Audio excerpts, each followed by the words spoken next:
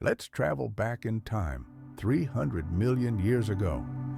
In that distant era, the appearance of our planet was completely unrecognizable. All the land, all the continents we know today were merged together, forming a colossal single land mass, a supercontinent which scientists have named Pangea. And it was a world hostile to life itself. Imagine white-hot deserts stretching for thousands of kilometers, where the very air was saturated with toxic fumes. The oceans that washed this ancient world were not a source of life, but a deadly acid trap. It was, without exaggeration, the most merciless era in the history of Pangea. This supercontinent became a gigantic arena where a brutal struggle for survival unfolded. Incredible, strange creatures fought for their very existence, and entire species disappeared from the face of the earth forever. Above this harsh land stretched a night sky, strewn with unfamiliar constellations, a landscape no human would ever see. But don't think that Pangea was just a lifeless boulder. No, it breathed. It was alive. The endless deserts resembled churning sand seas, but alongside them lay dense, humid tropical forests, teeming with strange plants and even stranger creatures. It was a land of contrasts, a world of extremes, where every corner had its own unique story of survival and destruction. Get ready. We're about to embark on a thrilling journey to the most perilous time in Earth's history, the age of Pangea.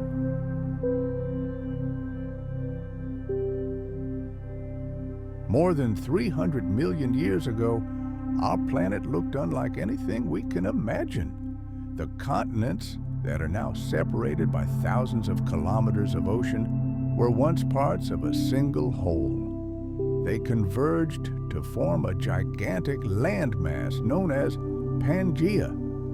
But the birth of this supercontinent was not an instantaneous act of creation. No, it was an incredibly slow and majestic process stretching over hundreds of millions of years. Scientists call this phenomenon continental drift. This seemingly fantastic idea was first proposed in the early 20th century by the German explorer Alfred Wegener. His bold hypothesis was that all the land masses were once a single whole, but inexorable forces hidden deep within the planet's depths pulled them apart. To understand this monumental drama, we must peer into the very heart of our planet. The Earth's crust is not a solid, monolithic shell. Rather, it resembles a cracked eggshell, broken into gigantic fragments. These fragments, called tectonic plates, slowly drift across the surface of a viscous, hot layer, the mantle, like giant ice flows in an ocean of molten rock. These plates are in perpetual motion, colliding, moving apart, and rubbing against each other. They are driven by a colossal force, the slow circulation of heat deep within the Earth, known as convection currents.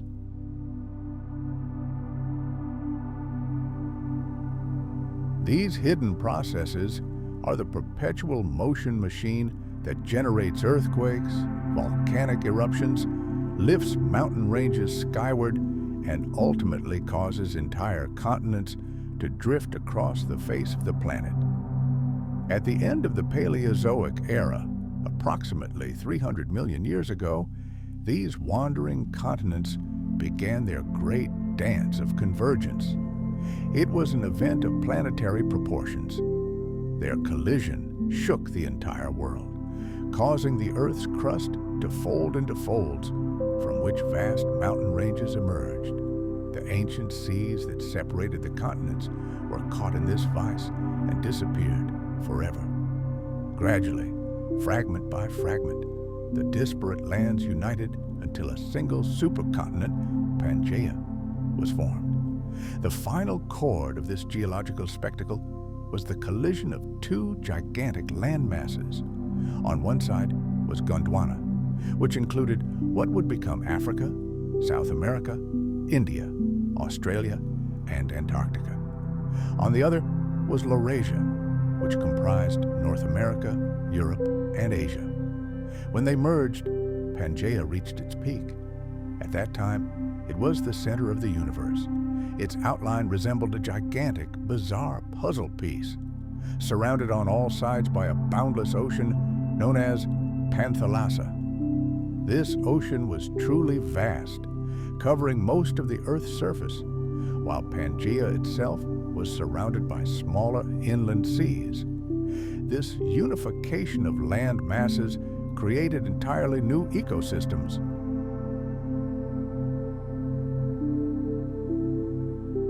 Plants and animals could now migrate freely over vast distances without encountering water barriers.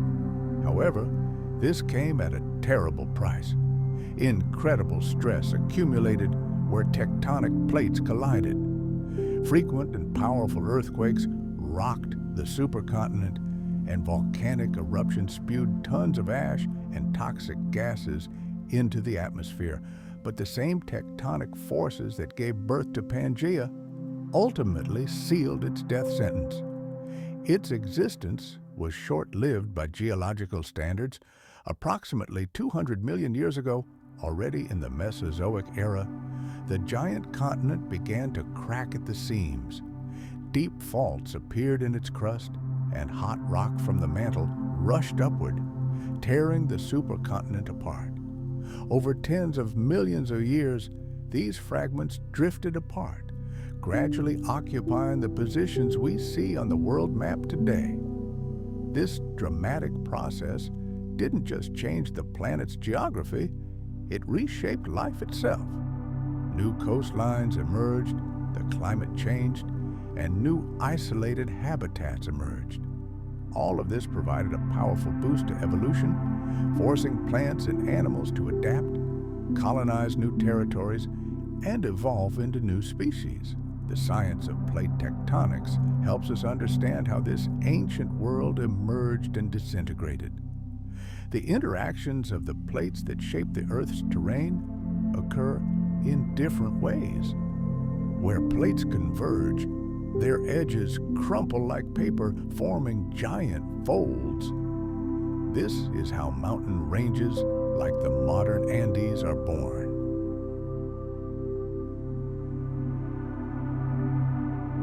And where plates diverge, molten rock rises from the Earth's interior, solidifying and forming new crust on the ocean floor. There's another key process: subduction. This occurs when one plate dives beneath another. Such zones are veritable disaster factories.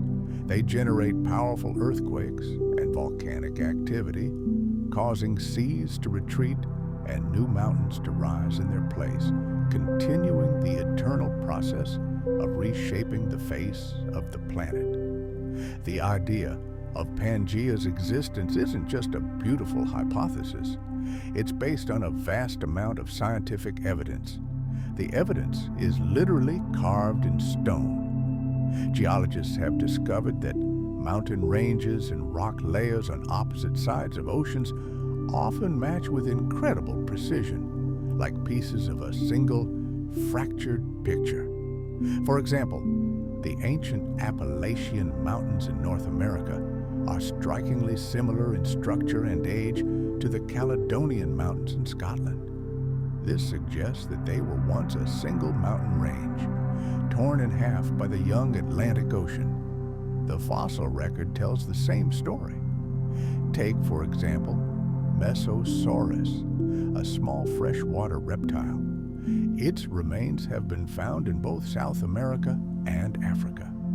It would have been absolutely impossible for such a tiny creature to have crossed an entire ocean.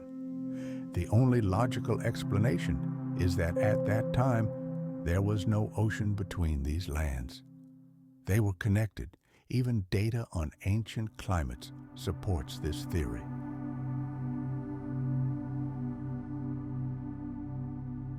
Coal deposits which form only in hot and humid swamps, are found in regions like North America and Europe, which today have cool climates. This is a clear indication that these lands were once located much closer to the equator. Conversely, traces of ancient glaciers have been found in tropical regions like India and Africa, proving that these territories were once much closer to the poles. All of this suggests that the continents were grouped very differently in the past. The breakup of Pangea wasn't the end of history. It was merely a new chapter in the endless cycle of creation and destruction that our planet has been experiencing for billions of years. Even today, the continents continue their slow but steady drift. Mountains rise, oceans expand, new islands are born. Behind all this are the same powerful forces that once assembled Pangea and then tore it apart. Right now, Earth is actively shaping the landscapes of the distant future. To fully understand how the movement of tectonic plates led to the emergence of the gigantic Pangea, we need to take another look at the structure of the Earth's outer shell. This solid layer, consisting of the crust and the upper mantle, is divided into enormous plates. They float and glide over the softer molten layer beneath them like giant rafts in a fiery ocean. About 300 million years ago, at the end of the Paleozoic era, these plates were in a completely different position than they are today.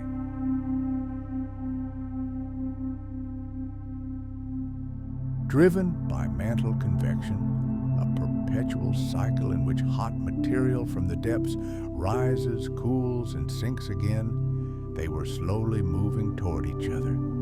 This movement caused them to collide, move apart, or slide past one another. As the plates converged, they began to weld together disparate land masses. Over millions of years, continents once separated by oceans gradually converged until they merged into a single whole. But these collisions were not peaceful. They caused colossal changes on the surface. Great mountain ranges, such as the Appalachians and the future Himalayas, were born in the throes of this titanic plate collision, forever transforming the face of the Earth. By the time Pangea finally formed, it had absorbed almost all of the planet's landmass. This unification created a unique habitat where a multitude of amazing species flourished. But nothing lasts forever. About 200 million years ago, Pangea began to break apart, and from its debris emerged the continents we know today. These great movements shaped our planet's modern appearance, demonstrating just how powerful and ever-changing Earth's geological processes are. The formation of Pangea, this ancient supercontinent, took an immense amount of time. Scientists believe its assembly began at the end of the Paleozoic era, approximately 300 million years ago. This was a massive landmass unification that resulted in the formation of a vast landmass surrounded by a single global ocean called Panthalassa.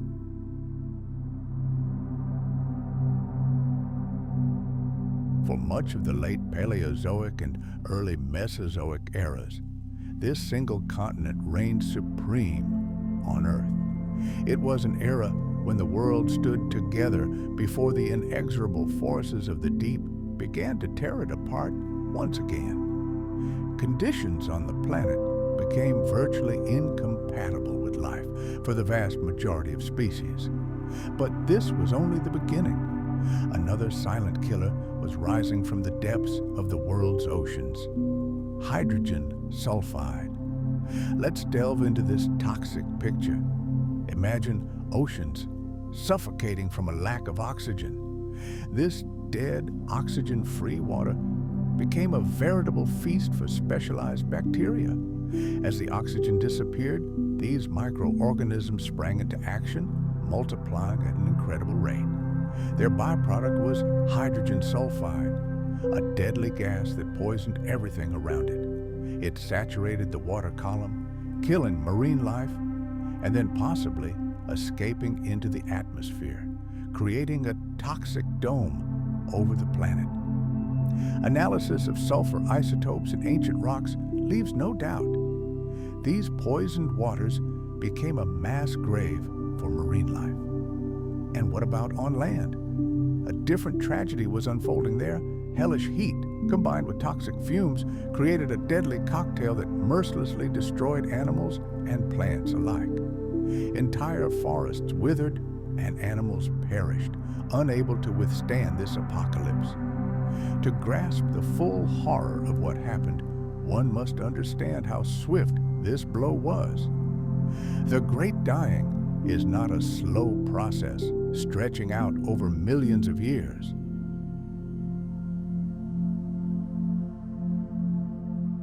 The entire catastrophe occurred in a span of 60 to 200,000 years. In geological terms, this is a mere blink of an eye. Living things simply did not have time to adapt, evolve, or even retreat to safer corners of the planet.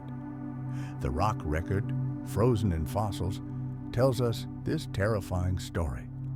Here, life was teeming, and the next layer was empty. Entire dynasties of life disappeared from the face of the Earth in a matter of millennia. This incredible speed, coupled with the global scale of the ecological collapse, created conditions in which only the most incredibly lucky, those with incredible resilience, could survive. The result was the near total collapse of the biosphere. Life on Earth was thrown back to the very beginning. The consequences of this event determined the entire course of evolution for millions of years to come. When the planet's great masters were destroyed, nature didn't wait long. In the desolate world, new opportunities opened up. Reptiles, which until then had played secondary roles in ecosystems, emerged from the shadows. They began to actively evolve, mutate, and exploit the vacated niches. Ultimately, they became the new kings of the land, ushering in the great age of dinosaurs. Our distant ancestors, the early mammals, were tiny and inconspicuous creatures at the time, but a window of opportunity opened for them too. Plant life also began a slow and painful revival.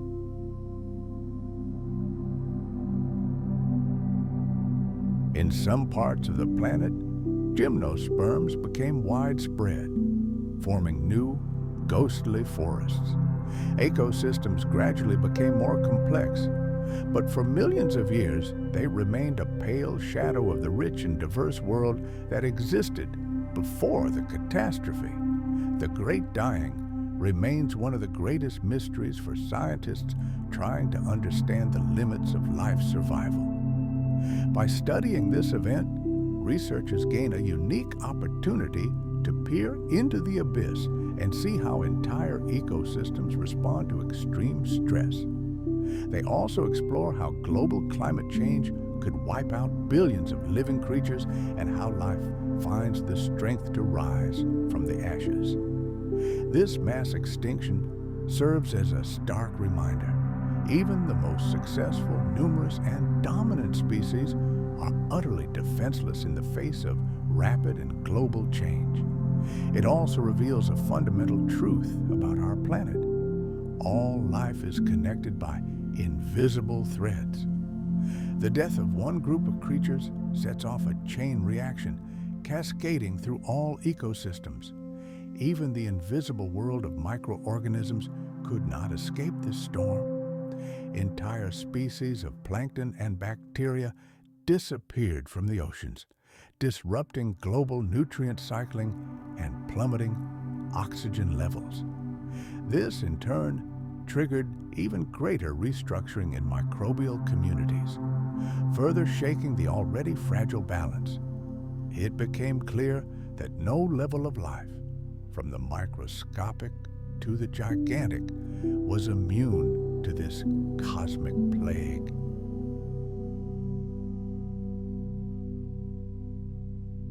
The recovery process after such a global catastrophe is always a long and incredibly difficult journey. It requires a titanic effort from survivors to gradually return the world to a semblance of normalcy. Just consider this. It took thousands of years for microbial life alone to recover. This speaks volumes about the depth and longevity of the scars left by extinction. Evidence of this planetary-scale tragedy is found today on every continent. In the geological deposits of southern China, we see layers that scream of this catastrophe, dramatic changes in fossil composition and isotopic markers. In Antarctica, rocks from that time bear traces of monstrous warming and volcanic agony. Marine fossils from North America and Europe tell the same story. The sudden disappearance of species that had thrived for millions of years. This underscores the total global nature of the extinction. And today, paleontologists, like detectives, study these rocks to piece together that horrific sequence of events, uncovering the secrets of the climate, oceans, and land on the brink of destruction. The Great Dying is often called the most severe crisis in the history of life on Earth, and the title is well-deserved, yet life survived, and new species began their journey. The planet had never faced a challenge of such magnitude. This catastrophe reshaped the entire evolutionary path, wiped out dominant groups, and forever altered the composition of ecosystems worldwide.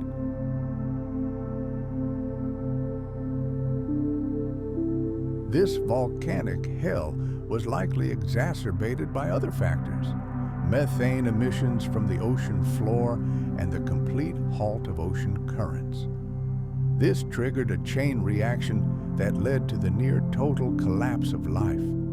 The Great Dying is a vivid illustration of how fragile the balance of life is when the planet is hit simultaneously by several shocks: sharp temperature increases, toxic emissions, ocean poisoning. Life finds itself on the brink of total annihilation. In a world where gases accumulate in the atmosphere, where traditional habitats disappear, and where water chemistry becomes lethal, survival becomes a lottery. Even those creatures that had thrived for millions of years could not withstand such pressure. Those that survived were typically small, undemanding, or adaptive. They were the ones who were able to occupy the empty ecological niches in this devastated world.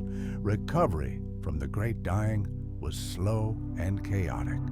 The early ecosystems of the Triassic period were extremely unstable, often dominated by just a few of the most resilient species.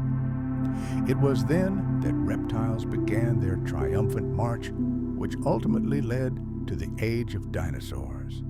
Early mammals slowly began to assume new roles, and vegetation slowly reclaimed the scorched continents. Coral reefs, completely destroyed, also began to recover, but it took millions of years for marine ecosystems to regain even a fraction of the diversity they had before the catastrophe.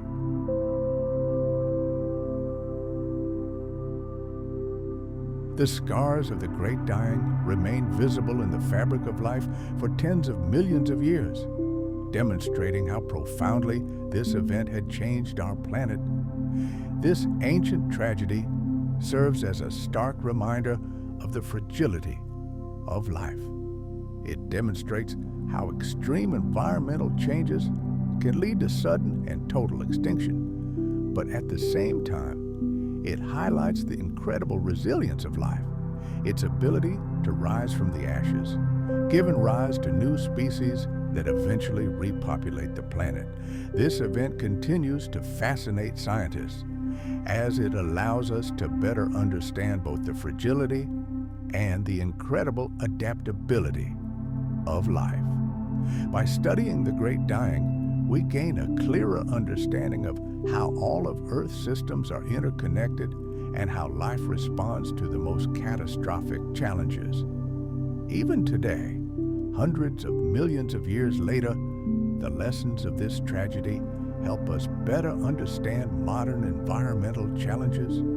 The factors that led to that ancient catastrophe sound eerily familiar: rapid climate change, accumulating greenhouse gases, ocean acidification, and massive habitat loss. While the setting has changed, the essence remains the same. Life can withstand enormous stress, but the combined pressure of multiple factors can overwhelm even the most resilient species. The traces left by the great dying in the fossil record, rocks, and isotopes are more than just a chapter in ancient history. They are a warning carved in stone.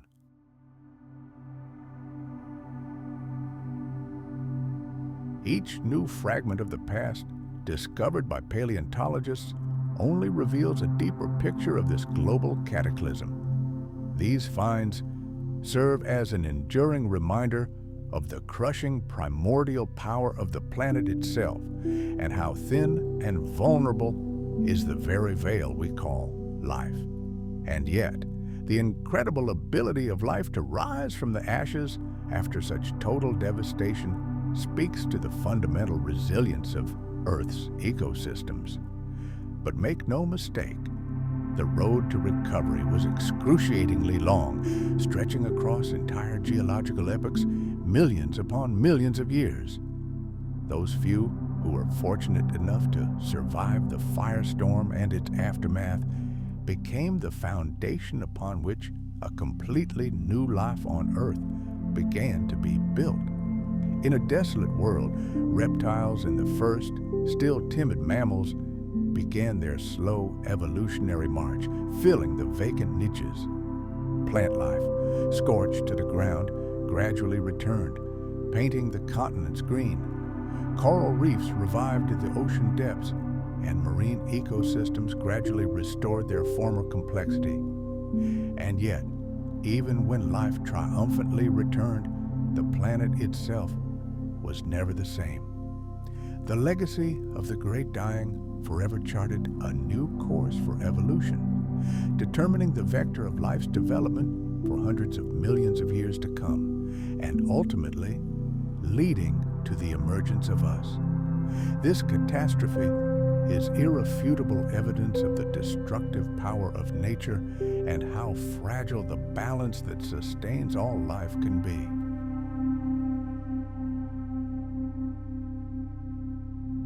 It vividly demonstrates that even the most powerful and dominant species, the masters of the planet, become utterly defenseless when the conditions of their world change rapidly and irreversibly. This event also highlights the profound, inextricable connection between all living organisms. Imagine, the disappearance of just one group of creatures sets off a chain reaction, a domino effect that rolls through entire ecosystems, destroying them completely. The Great Extinction literally remade the map of life, forever wiping out entire evolutionary trees and simultaneously clearing the way for the emergence of entirely new forms. This time has gone down in history not just as an era of unprecedented destruction, but also as a momentous turning point that had a colossal impact on the entire subsequent history of life on our planet. This isn't just a page from an ancient history textbook. No, it's a window into the very dynamics of Earth systems, revealing just how vulnerable all life is. We see ecosystems incredibly sensitive to sudden climate shifts, changes in the chemical composition of the atmosphere and oceans, and habitat destruction. This forces us to rethink nature and our own role in preserving it. Those species that managed to break through the veil of death demonstrated a truly astonishing will to live. They adapted, evolved, and ultimately repopulated the entire planet.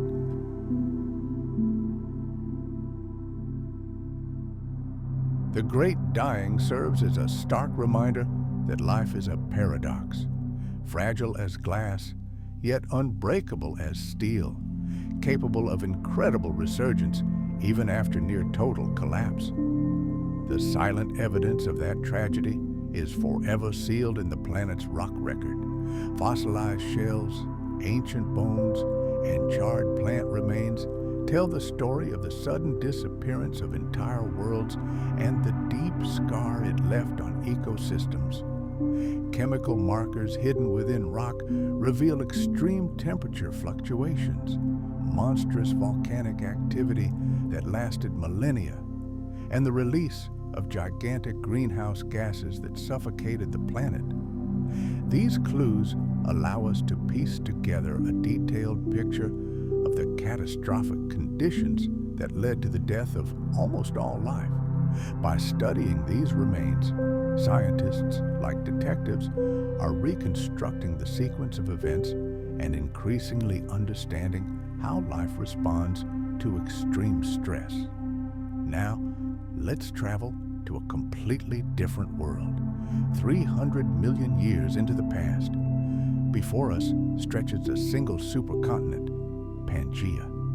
And it was here, in the very heart of this gigantic landmass, that lay the most grandiose and merciless deserts our planet has ever known. These weren't just stretches of bare sand and rock, but boundless, monstrous landscapes that stretched farther than any modern eye could possibly comprehend. The scale of these ancient deserts is simply staggering.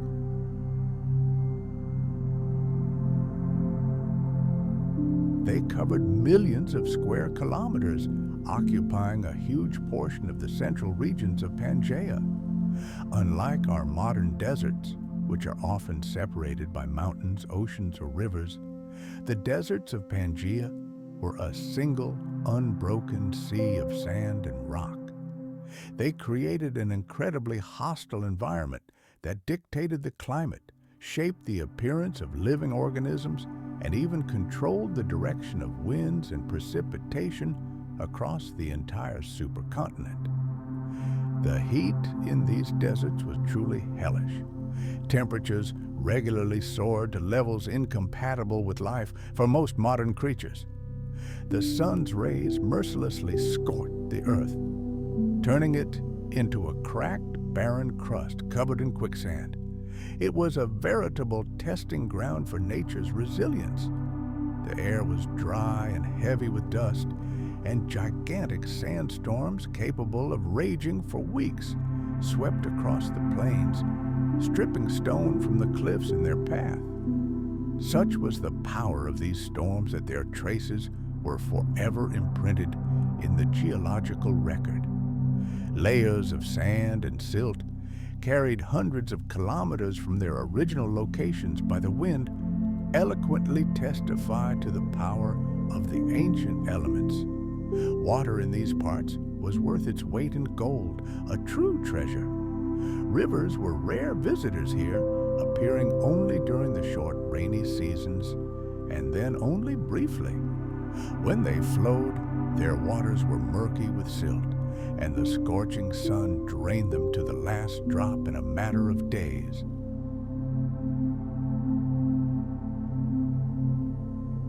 Lakes, if they did appear, were even more ephemeral, shallow, quickly drying up pools. In their wake, they left behind only blinding salt marshes and mineral deposits that painted the lifeless landscape in strange shades of white and orange.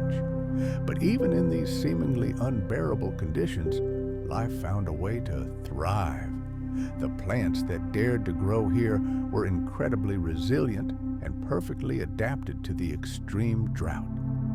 Fossil remains tell us of tough, spiny vegetation that managed to cling to the parched soil. Among these pioneers were early forms of conifers, ferns, and seed ferns. Their root systems extended deep underground, seeking to access subsurface moisture. Although these plants were few in number, they formed small oases of life scattered across the desert, providing food and shelter to their inhabitants. Early reptiles, tiny amphibians, and entire armies of invertebrates managed to survive in these hellish conditions. Their bodies were a true miracle of evolution, perfectly tuned to conserve precious moisture and able to withstand unimaginable challenges. To escape the all-consuming heat, some animals burrowed deep into the sand, spending the hottest hours there. Others developed tough protective scales or tough impenetrable skin to minimize water loss. The sands teemed with insects and arthropods, feeding on the sparse vegetation and preying on each other.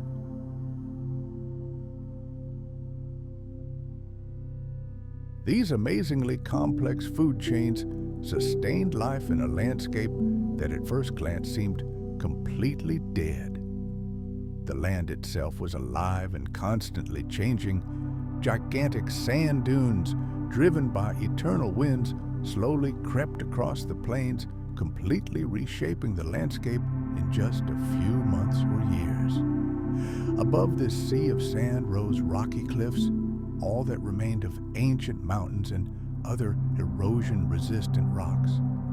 They served as landmarks and provided sheltering shade.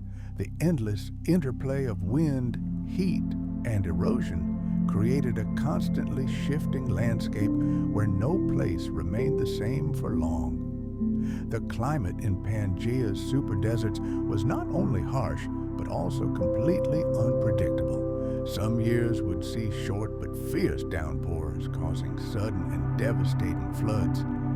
During such periods, the desert would briefly be covered in lush vegetation, and the riverbeds would fill with temporary rivers. But in other years, protracted droughts would strike, turning survival into a real battle. Dramatic temperature fluctuations, from scorching daytime heat to bone-chilling nighttime cold, were yet another test of endurance for all living things. These unforgiving conditions dictated migration and survival strategies, forcing animals and plants to either adapt quickly or perish. These deserts weren't isolated. They played a colossal role in shaping the climate of all of Pangea.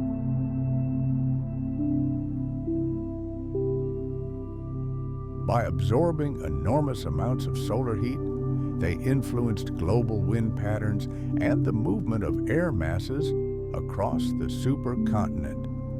This, in turn, affected precipitation in the most remote regions, creating a ripple effect that reached the coastal areas and mountain ranges of Pangea. Thus, the desert actively interacted with the surrounding forests, river valleys, and even the oceans. Fossils allow us to glimpse this world and see traces of life perfectly adapted to its harsh conditions. Ancient desert sediments contain the remains of reptiles with specialized teeth designed to chew tough, dry plants, as well as amphibians that learned to survive using only temporary sources of water. Paw prints, ancient burrows, and fossilized nests reveal how animals sought refuge from the heat and predators, demonstrating incredible ingenuity in these harsh conditions.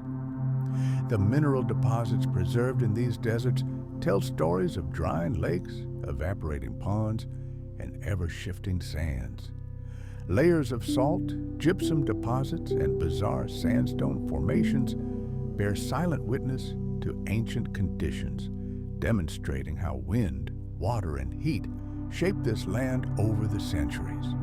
Over millions of years, sediments accumulated in the deserts of Pangea, the color and composition of which today help scientists reconstruct their pristine appearance.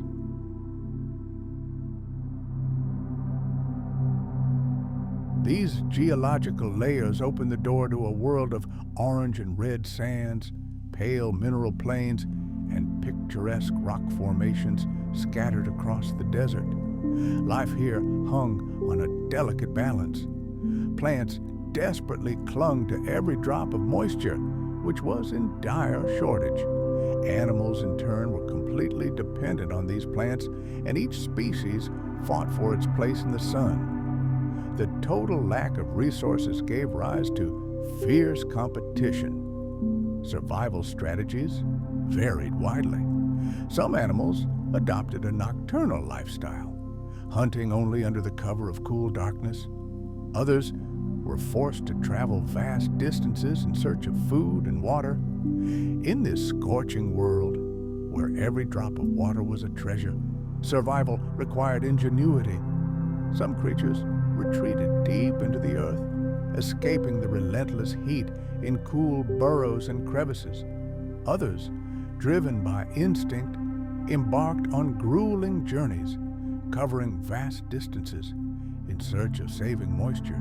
Still others, true masters of survival, developed a kind of natural armor, specialized coverings that, like a thermos, retained precious moisture within the body. Over time, these desperate survival strategies became the driving force of evolution, forever changing the appearance of the descendants of these desert dwellers for millions of years to come. And over this silent kingdom of sand, the wind reigned supreme. It was not just a force of nature, but a tireless sculptor and orchestrator of local life.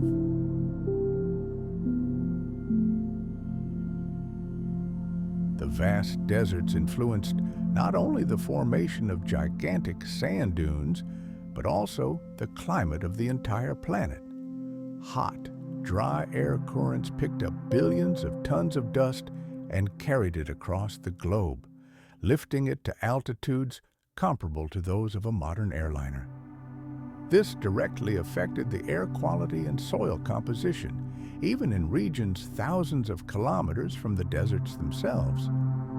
The movement of these air masses triggered powerful erosion, blowing away sedimentary rocks and carving out bizarre geological formations that still captivate scientists to this day. Furthermore, deserts played a key role in the global carbon cycle and climate regulation. Due to the almost complete absence of vegetation, carbon dioxide concentrations behaved completely differently here than in dense forests, directly influencing atmospheric composition and long-term climate trends.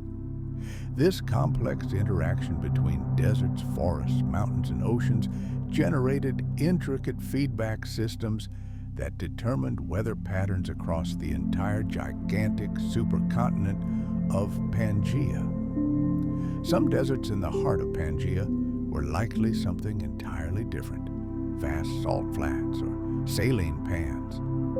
These dead landscapes were born from endless cycles of flooding and subsequent drying. Seasonal rivers and temporary lakes brought dissolved minerals, and then came the infernal heat. The water evaporated as if it had never been there, leaving behind blindingly white layers of salt and gypsum.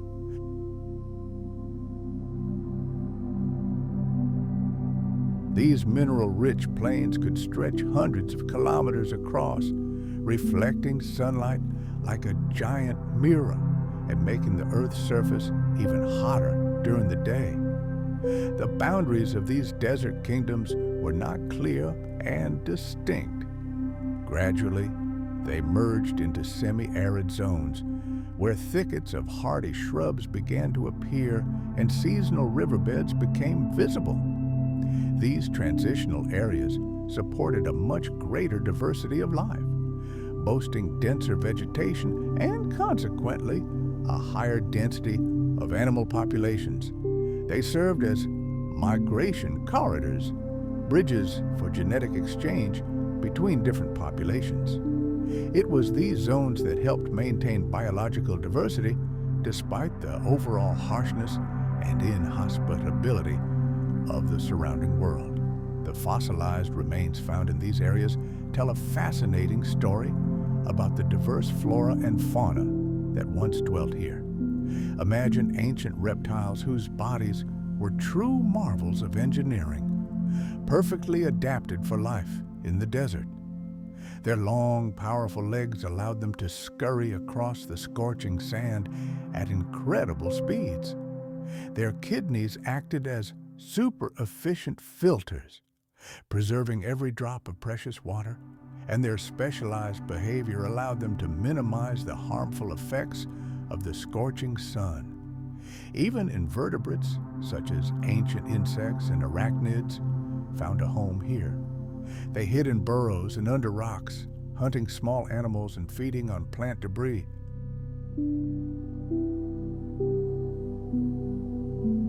All of this combined to form a complex and unique desert ecosystem. Deserts were also the scene of massive geological transformations. Wind, armed with billions of grains of sand, worked like a gigantic grinding machine. It tirelessly sculpted the rocks, creating incredible arches, sheer cliffs, and mesas. From time to time, the earth itself trembled. Periodic volcanic activity in some regions covered the landscape with thick layers of ash and lava, radically altering the soil's composition, enriching it with minerals, and sometimes giving new plants a chance to thrive. Earthquakes, tectonic shifts, and incessant erosion over millions of years transformed these lands into a dynamic and constantly changing habitat. In the brutal drought that reigned in these deserts, life faced a choice: adapt or die. Drought-resistant plants grew incredibly deep roots to reach groundwater, and their leaves became tough and small to evaporate as little moisture as possible. Animals, in turn, developed unique behavioral strategies and physical adaptations that helped them endure the infernal heat and cope with the perpetual shortage of food and water. Even the smallest pockets of life, shaded crevices, temporary puddles, or patches of more fertile soil, became key points for the survival of entire species. Fossilized pollen, fossilized spores, and imprints of ancient plants provide irrefutable evidence of these adaptations.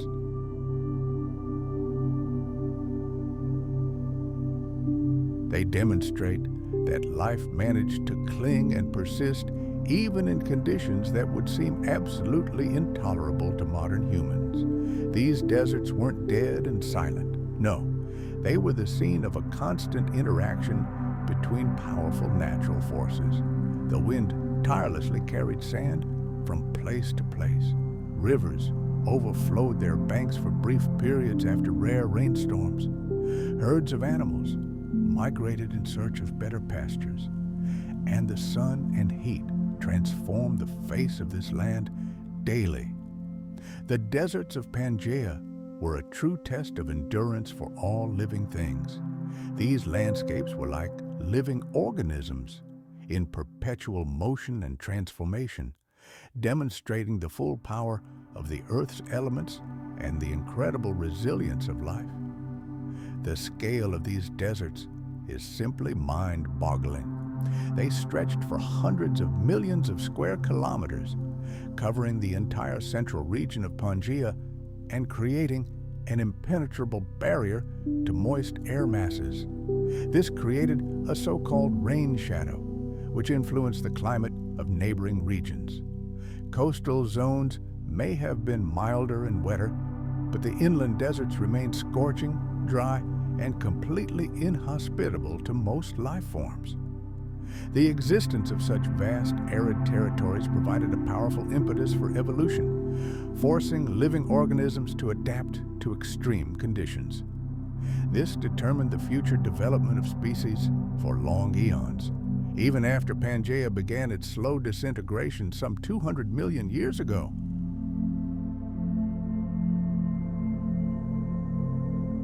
Plants that could survive in these hellish conditions were true heroes of the ancient world. Imagine a world where life is a rare spark in the endless desert. Here, on the parched earth, only the most resilient cling to existence. This is a world of few but incredibly resilient creatures, tiny insects and small animals that have learned to survive where others have long since perished. Ancient reptiles seem to be masters of this blazing furnace. Their scaly armor allowed them to withstand the hellish heat of summer. But here's the paradox. The long-awaited end to the unbearable heat brought no relief. The planet did not cool slowly and smoothly as we are accustomed to. Instead, the world seemed to be falling into an abyss. A sudden, almost instantaneous collapse into an icy hell occurred. Temperatures dropped to levels we can hardly even imagine today, to terrifying, utterly unimaginable lows. Harsh winter descended upon the planet suddenly, catching all life off guard. A white shroud of frost and a thick crust of ice encased the land. Rivers, already barely breathing after surviving the scorching heat of summer, now turned to lifeless stone. Snow could fall in sheets, covering the landscape in a deathly quiet shroud, and an icy wind sweeping across the barren plains pierced the very bones. For those animals that had somehow miraculously survived the scorching heat, a new ordeal awaited them.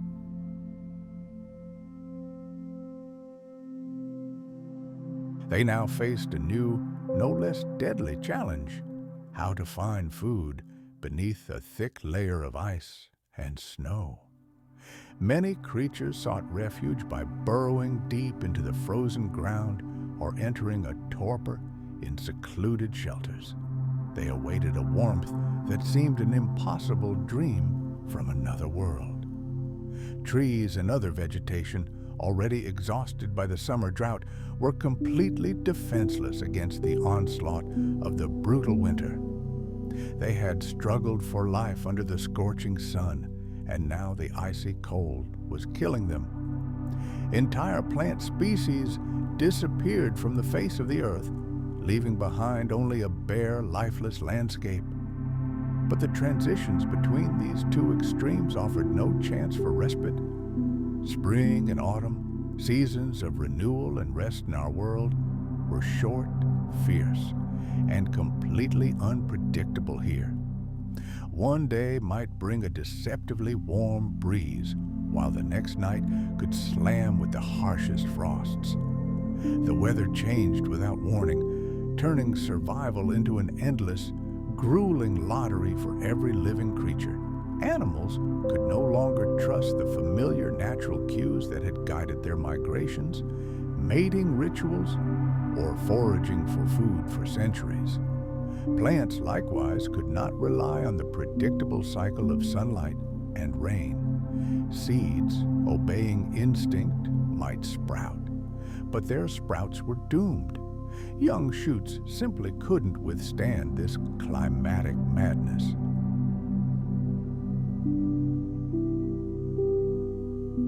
A sudden night frost could destroy entire clearings, and an unexpected daytime heat could scorch tender sprouts without even giving them a chance to take root.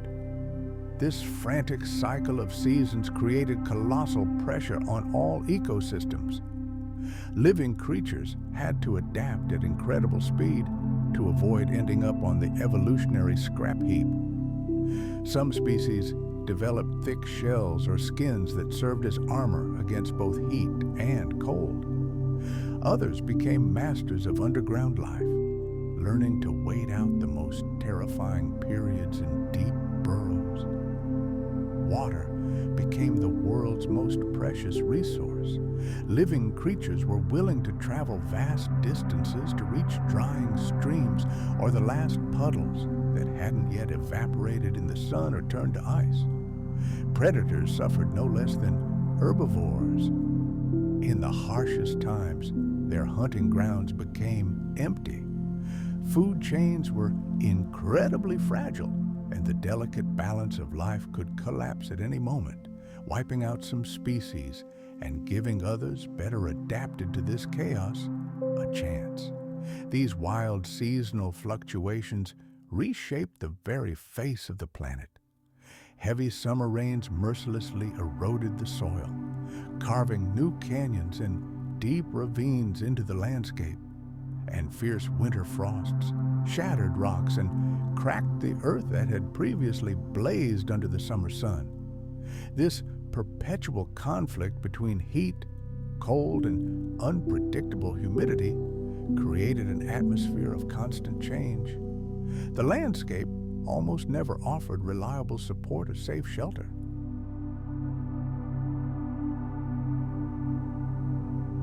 Mountains, plains, and riverbeds, everything was in flux, driven by these extreme weather cycles. Even the air itself seemed restless.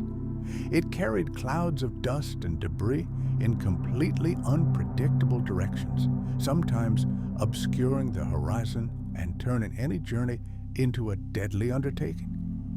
Let's imagine for a moment that a human being found in this world. They would realize that survival here is practically impossible without reliable shelter and a constant source of food and water. Agriculture would be a true nightmare. The harvest would become increasingly elusive year after year, destroyed by a sudden frost or incinerated by the heat long before ripening. Animals that could be hunted or domesticated would likely not survive long enough to feed the community. A nomadic lifestyle would be the only option, as the unpredictable weather would force them to constantly move in search of even the slightest tolerable conditions. Any settlements would have to be veritable fortresses, capable of protecting from both the icy wind and the scorching sun. This seasonal chaos directly impacted global geological processes. Air currents transformed into turbulent vortices, generating hurricane-force storms and unpredictable winds. Thunderstorms could erupt without warning, drenching some areas with water while leaving neighboring ones completely dry.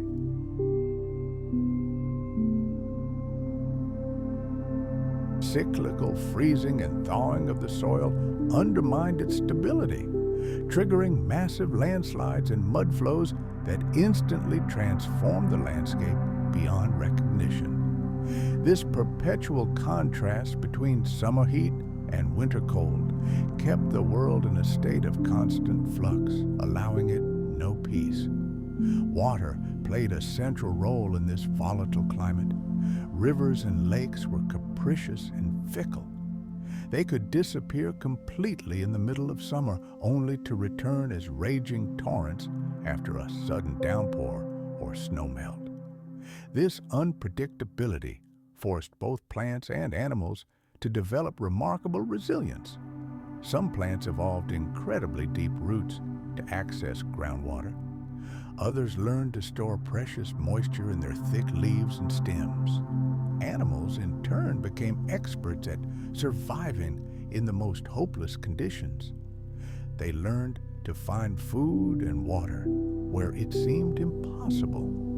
They stored up fat to survive times of famine, migrated thousands of kilometers, or burrowed deep underground to escape the insanity of the weather. Survival became a true art, a brutal test of endurance, ingenuity, and timing.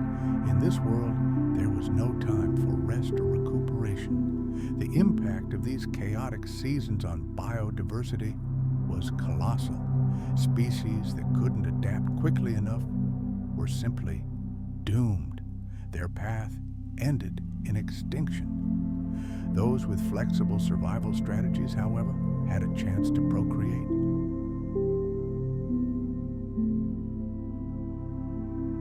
Constant environmental pressure became a powerful driver of evolution, pushing living organisms to the most astonishing adaptations. Creatures emerged with unique protective coverings, incredibly efficient mechanisms for conserving energy and water, and behavioral patterns that allowed them to avoid the harshest elements. However, even the most sophisticated adaptations were no guarantee of survival. One unusually harsh season, one abnormally hot summer, or one sudden winter storm could wipe out entire populations. Plant life suffered from both extreme temperatures and irregular rainfall. Some veteran trees developed thick bark, protecting them from both the scorching sun and the bitter cold. Other plants developed seeds that could lie dormant in the ground for years, awaiting that brief, precious window of favorable conditions to germinate. Shrubs and grasses learned to grow at breakneck speed after rare rains, living out their entire lives in a matter of weeks rather than months. All these unique adaptations created a stunning mosaic of ecosystems, each uniquely adapted to survive extreme temperature fluctuations, droughts, and intermittent rainfall. But animals faced even greater threats. Not only their survival, but also their ability to reproduce depended on the vagaries of the weather. Some species adapted their reproductive cycles to coincide with brief periods of abundance. Others learned to produce offspring already prepared to survive in extreme conditions.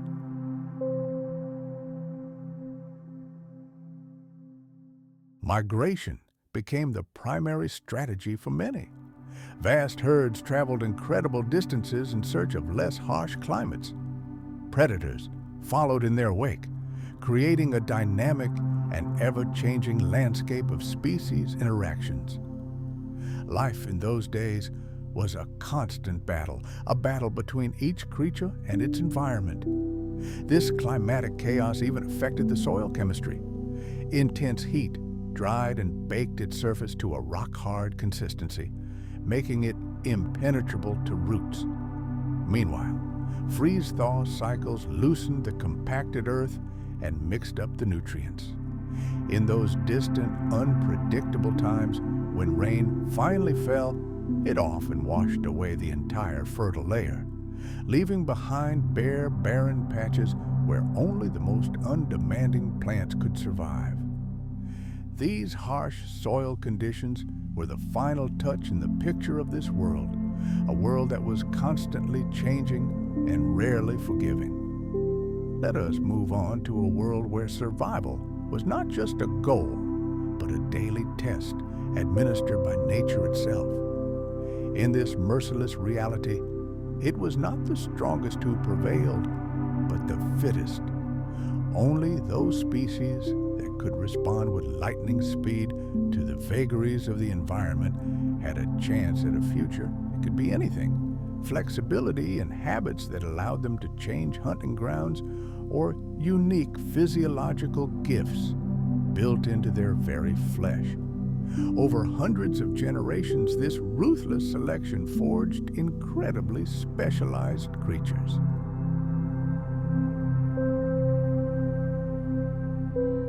We see lizards with skin capable of withstanding the heat of hell, and beasts with a metabolism that can withstand the freezing cold. Life in those days was not just existence, but an eternal, intense dialogue with the planet. And in this dialogue, success depended not only on sharp claws and fangs, but also on the ability to choose the right moment to strike, on a well-thought-out strategy, and, of course, on colossal endurance. If a modern person were to glimpse this world, they would be shocked by the extremes considered normal. Even the skies above reflected the omnipresent chaos. Imagine summer. The sun didn't just shine, it scorched the earth. But the scorching air was deceptive. At any moment, streams of hot wind could lift gigantic, choking clouds of dust into the sky, turning day into twilight. And winter? The winter sky was a solid gray canvas, bleak and heavy. From these leaden clouds, at any moment, Not just snow could descend, but an icy slush, wet and bone-chilling. The winds were utterly unpredictable, like mad spirits of the elements. One day they would bring an icy breath from the north, the next, a scorching heat from the desert lands. The atmosphere was a living, restless force that dictated its rules to all life on Earth. From a sprout breaking through the earth to the migrations of gigantic herds. In such a world, comfort or stability were out of the question. They simply didn't exist.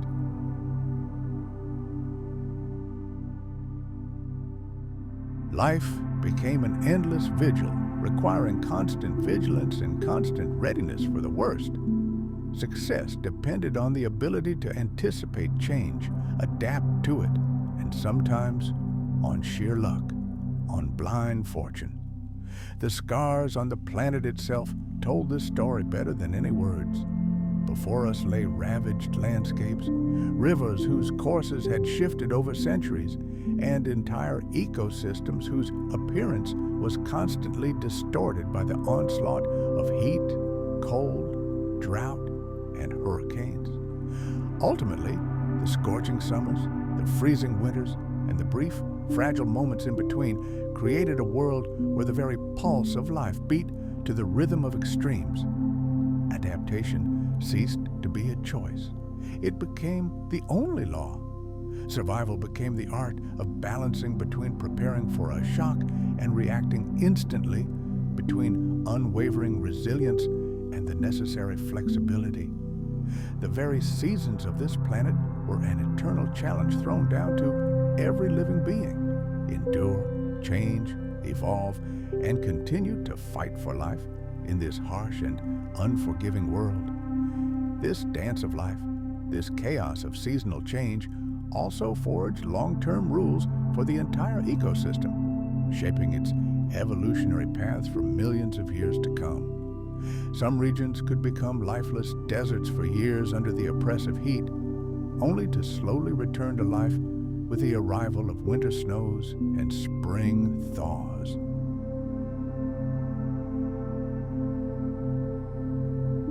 This climatic chaos was no mere temporary nuisance, but an all-powerful sculptor, shaping life itself, giving birth to new species, creating unprecedented landscapes and ecosystems under the constant pressure of its inexorable will. In such a world, there was only one primary priority: survival at any cost. And the key to survival was adaptability. Only adaptability allowed them to survive on this planet, where summers were unbearably hot and winters were mercilessly cold, with only a tiny island of peace occasionally found between these two extremes.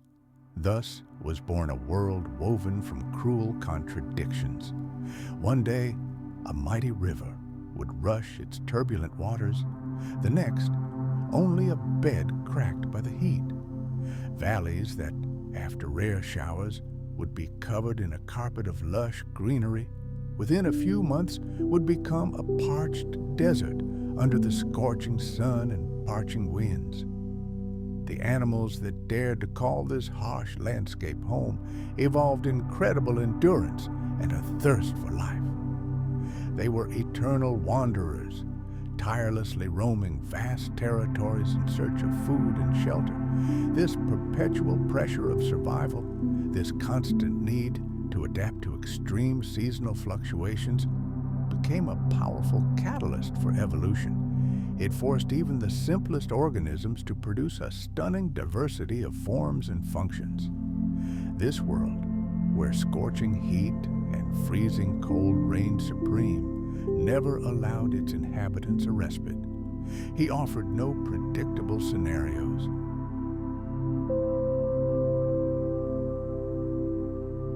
Let's travel back 200 million years to the very heart of the Triassic period.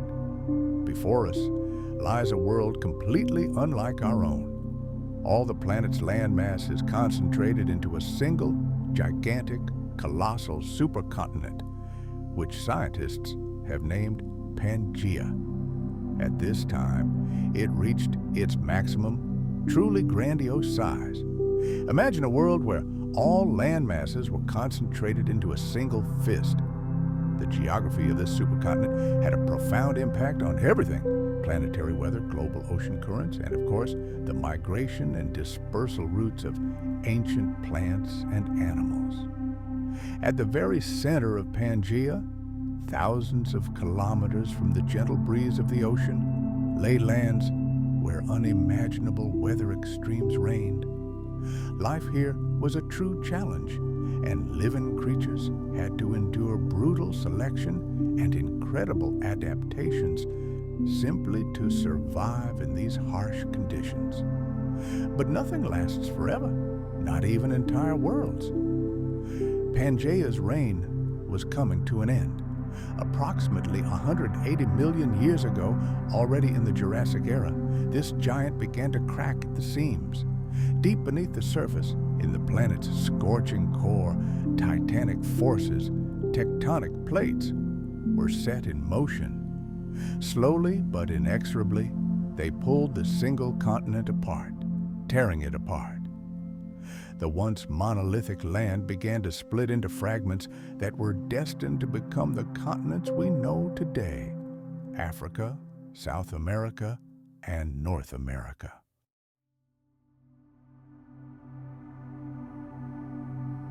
The story of Pangea is more than just a chapter in a geology textbook.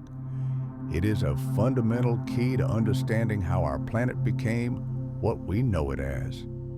It provides us with invaluable insight into the hidden mechanisms of continental movement and the workings of tectonic plates. Modern science continues to decipher this ancient record, and with each new discovery, we see how deeply the events of those distant eras have imprinted themselves on the face of modern Earth. Studying the history of this supercontinent, we are involuntarily imbued with a profound awe at the elemental forces that continue to shape our world to this day. The birth of Pangea itself, completed approximately 300 million years ago, was a momentous event that radically changed the face of the planet. Until then, the continents were scattered across the ocean like islands in a gigantic archipelago. The merging of these disparate lands into a single landmass did more than simply alter the balance of land and water. It reshaped climate patterns, altered the direction of ocean currents, and provided a powerful impetus for the evolution of life on Earth. As tectonic plates converged in a deadly embrace, the Earth's crust crumpled like paper. This monumental collision resulted in colossal mountain ranges rising skyward from the planet's depths. Thus were born the ancient Appalachians and the mighty Ural Mountains, scars left on the face of the Earth by the titanic power of nature.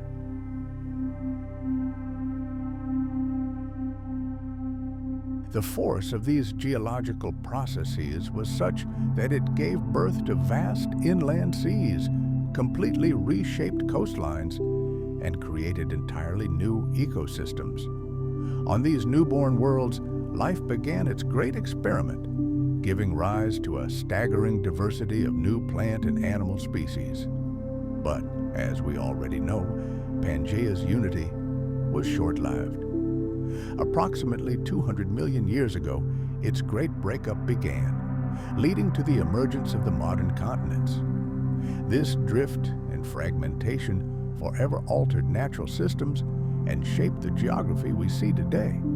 The process of breakup was accompanied by apocalyptic phenomena. Streams of molten rock rose from faults in the Earth's crust, forming new oceans and further altering the planet's contours. The movement of tectonic plates triggered incessant volcanic eruptions and powerful earthquakes, which continued to reshape the Earth's surface. Even today, hundreds of millions of years later, we see the legacy of Pangea everywhere. The outlines of mountain ranges on different continents which fit together like puzzle pieces, the distribution of fossilized plant and animal species, all these are silent witnesses to a time when the Earth was united.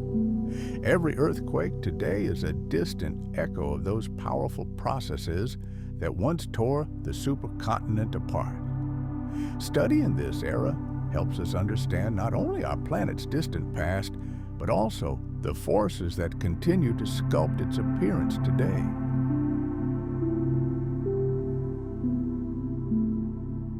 Here, deserts coexisted with swamps, and tropical forests reached the foothills of the highest mountains. The unity and scale of this supercontinent created the unique appearance of our planet, where both the climate and ecosystems were completely different. Pangea's coastline bore no resemblance to the jagged coastlines we're accustomed to. It was a long, nearly straight stretch of coastline encircling the gigantic body of the continent, where today we see countless bays, peninsulas, and archipelagos. Back then, sheer cliffs towered or endless deserts stretched. When the supercontinent broke apart, these simple lines transformed into complex and intricate patterns, forming the familiar continental outlines. Pangea's climate was a story of dramatic contrasts. Near the coast, the weather was warm and humid, creating ideal conditions for lush vegetation. Dense forests covered these lands, home to countless ancient creatures. However, venture deeper into the supercontinent, and the picture changed dramatically. Thousands of kilometers inland, far from the life-giving moisture of the oceans, stretched lifeless, sun-baked wastelands. These were deserts, rivaling the modern Sahara in scale. This striking contrast between the lush coastlines and the sluggish heart of the continent became a powerful driver of evolution, forcing species to adapt to a wide range of conditions. And so, the tectonic plates continued their slow dance. The great supercontinent began to disintegrate.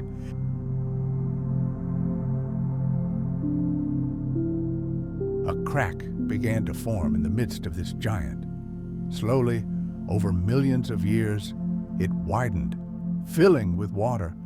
Thus was born a new ocean, the Atlantic Ocean, like a giant wedge splitting the once united land. With this rift, coastlines changed, ecosystems were transformed, and entirely new horizons opened up for life. It was this endless cycle of creation and destruction that ultimately created the world we live in. One of the most majestic manifestations of this creative power was the birth of mountain ranges. The Appalachian Mountains, which today appear ancient and smoothed by time, first rose to the sky during the Pangean era. Their peaks were once as sharp and lofty as today's Himalayas, the result of the unimaginable pressure of colliding continents. The Caledonian Mountains in what is now Scotland and Scandinavia were born in the same way, a perpetual reminder of the time when these lands were part of a single whole. Imagine a world without the continents we know today. A world where South America was pressed against Africa, and India and Antarctica formed a single whole with Australia. All these lands, now disparate, were once parts of a single, gigantic supercontinent. The massive mountain ranges we see today stand like colossal stone scars, silent witnesses to a time when the very crust of our planet was in constant, violent motion. The emergence of Pangea had a downside. It created deserts of unprecedented scale on the planet.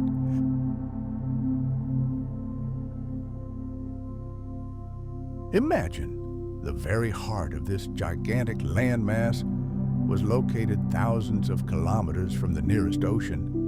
Moist winds simply couldn't reach it, unable to bring life-saving rains. And so this territory, the size of entire modern continents, gradually dried out, turning into a lifeless sea of scorching sand and cracked rocks. However, along the edges of this supercontinent, along its endless coastlines, the picture was completely different. Where ocean breezes carried moisture, vast swampy lowlands spread out, covered with dense, primeval vegetation. It was in these marshy, wet lands that millions of years later, gigantic deposits of coal were discovered, the very fossil fuel that became the engine of human civilization. Each ember is more than just fuel. It is compressed time, a silent record of ancient forests that grew, died, and were buried under layers of silt hundreds of millions of years ago. But nothing lasts forever. About 150 million years ago, titanic forces slumbering within the planet's depths awakened. The great Pangea began to crack at the seams and disintegrate. These gigantic land masses, the future continents, began a slow but inexorable journey across the Earth's surface. They drifted, colliding with one another with unimaginable force. And at the sites of these collisions, the Earth's crust crumpled into folds, rising toward the heavens.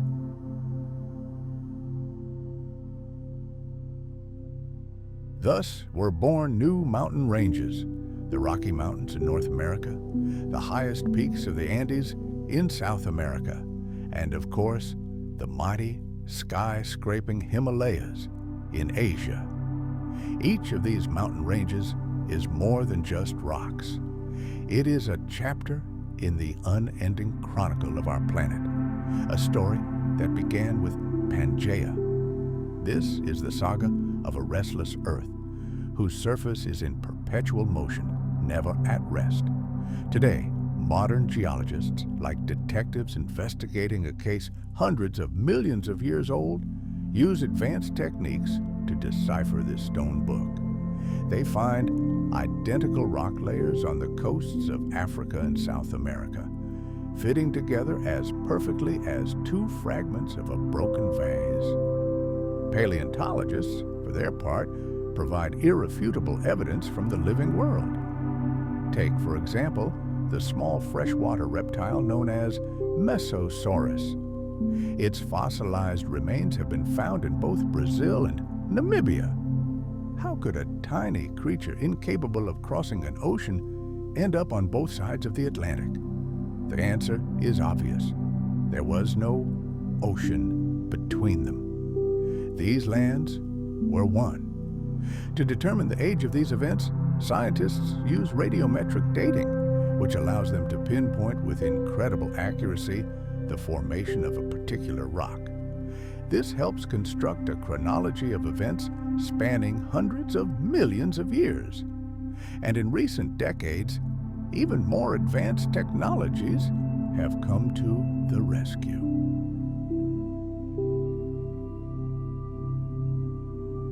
Using powerful supercomputers, scientists are creating models of tectonic plate movement. Digital continents slide, collide, and tear apart on a computer screen, bringing the ancient world to life and allowing us to peer into the past to understand what Earth was, is, and will always be like. The climate in those distant times during the era of Pangea was incredibly harsh, merciless, and cruel. It was a world of extremes, a world dominated by scorching heat and devastating drought. The weather obeyed no predictable cycles. The sun itself was not a source of life here, but a merciless executioner, its light lashing down on vast expanses of land stretching for millions of square kilometers. Day after day, the scorching heat scorched the surface of the continents, and the scorching earth cracked like the skin of a gigantic, thirsty beast.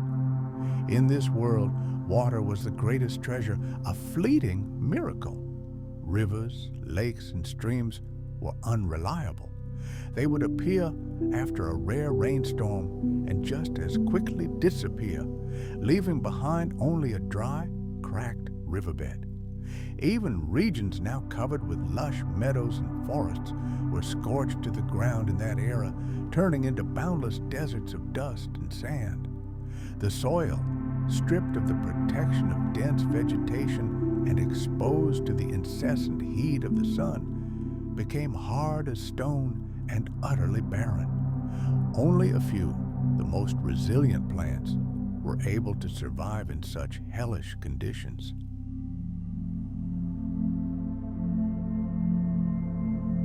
Tiny shrubs and plants with wiry leaves clung desperately to life. Their roots, like tentacles, sank deep into the dry soil, searching for even the tiniest drops of precious moisture. They grew painfully slowly, often taking decades to reach just a meter in height. And many of them couldn't withstand the extreme temperature fluctuations that were common across the vast expanses of the supercontinent. Heat in those days was more than just a weather phenomenon. It was a dominant force, dictating the rules of the game and shaping every aspect of existence. The very air felt thick, heavy, and dry. It was constantly suspended in tiny particles of dust and sand, blown by the wind across the endless plains. These sandstorms could irritate the eyes and skin, making life even more unbearable for ancient animals and early reptiles. Daytime temperatures could soar to such a pitch that survival became a daily battle. Nights brought only elusive relief. The rocks and sand accumulated so much heat during the day that even the long hours of darkness did not have time to cool. The temperature would only drop slightly before the merciless sun reappeared on the horizon, ready to begin a new torment. Heat waves could last not just days, but weeks. Streams dried up without warning. Vegetation withered, and the creatures that depended on it entered into a desperate struggle for the last scarce resources. This extreme heat impacted not only daily life, but also evolution itself.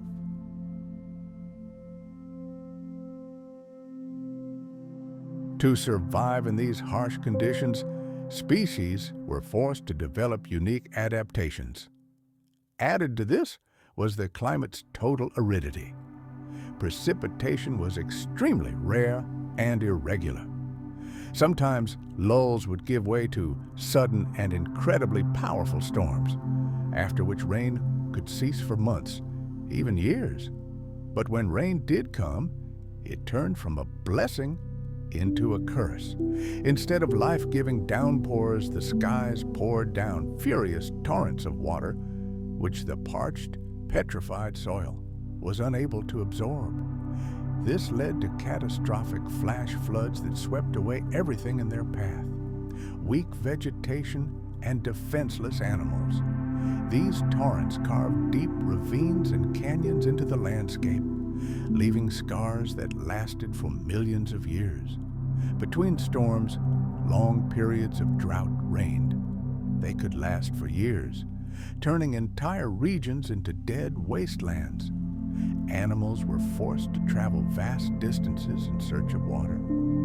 Competition for these scarce resources was incredibly fierce, often leading to deadly conflicts. The lack of water also affected the soil. It compacted ever more, becoming completely unsuitable for plant life. This relentless cycle of droughts and floods set a harsh rhythm that defined the entire ecosystem of the time. Only those able to adapt to these extreme conditions could survive. But the most formidable enemy wasn't the heat or drought itself, but sheer unpredictability. There were no clear seasons or consistent weather patterns.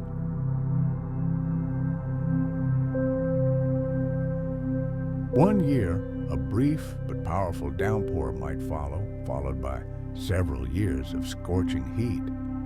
Another year, a sudden frost or a hurricane might strike. This uncertainty made life impossible. Plants couldn't plan when they would get water, nor animals the best time to migrate or breed. Any crops, if they grew at all, could be destroyed in an instant. The reproductive cycles of many species were completely controlled by this chaos.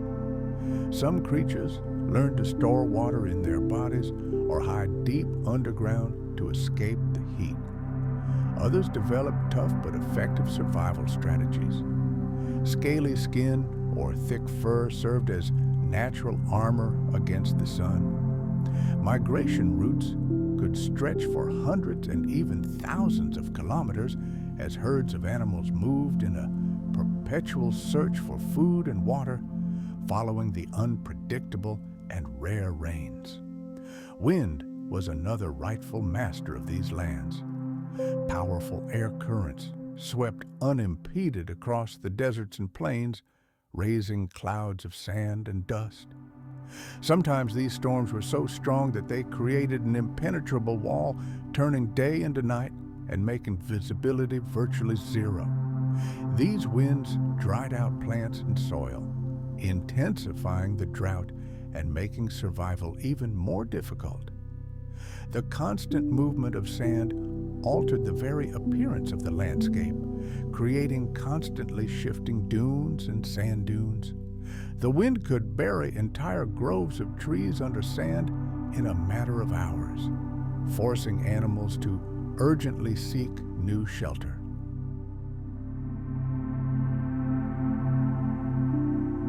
In coastal areas, storms brought hurricane-force winds from the oceans, battering the land with gigantic waves, eroding and reshaping the coastline. Like a sculptor, the wind carved intricate patterns from the rocks, creating landscapes that were simultaneously beautiful and deadly. The plants that survived this hell adapted as best they could. Some species developed thick, waxy leaves that minimized moisture evaporation. Others grew incredibly long roots to reach deep underground water. Trees, if they managed to grow, had sparse foliage to conserve energy and water. Some plants produced seeds with a unique ability. They could lie dormant in the dry soil for decades, awaiting that one rare rain that would give them a chance to germinate. Animals also demonstrated marvels of adaptation. Many adopted a nocturnal lifestyle. Only with the arrival of dusk, when the sun's tyranny weakened, did life begin to emerge from burrows and shelters. Some creatures learned to store water, others to effectively deflect excess body heat, and still others masterfully camouflaged themselves against the scorched earth. Insects and small reptiles spent the hottest hours deep underground, emerging only during cool periods. Predators, in turn, were forced to adapt their hunting strategies. They had to stalk prey across vast, harsh territories, learning to survive in a world where every morsel of food and every sip of water was won in a brutal struggle.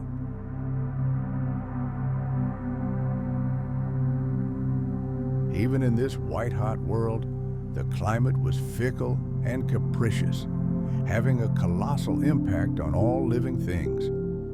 Imagine the paradox. Ice ages and cold spells could occur even in regions seemingly perpetually scorching. This was caused by subtle fluctuations in our planet's orbit or the reactivation of gigantic volcanoes. Their activity, in turn, dramatically altered global temperatures and dictated new rules of the game for the entire planet. When the mountains spewed millions of tons of ash and toxic gases into the sky, the atmosphere's composition changed beyond recognition. This dense shroud covered the skies for months, even years, obscuring the life-giving light of the sun. Then, the unbearable heat was replaced by sudden icy cold. In some cases, such catastrophic eruptions, compounded by existing extreme droughts, spelled doom for entire ecosystems, causing mass starvation and extinction. where there was life, fire reigned. Forests, dry as gunpowder, fell victim to gigantic fires. A single spark from lightning striking a parched tree, and a wall of flame would rush across the plain, leaving in its wake only the blackened skeletons of trees and the air saturated with the smell of burning. Of course, over time, the scorched land, fertilized by ash, could regain its fertility. But the instant, total destruction of entire forests led to the death of countless plant and animal communities.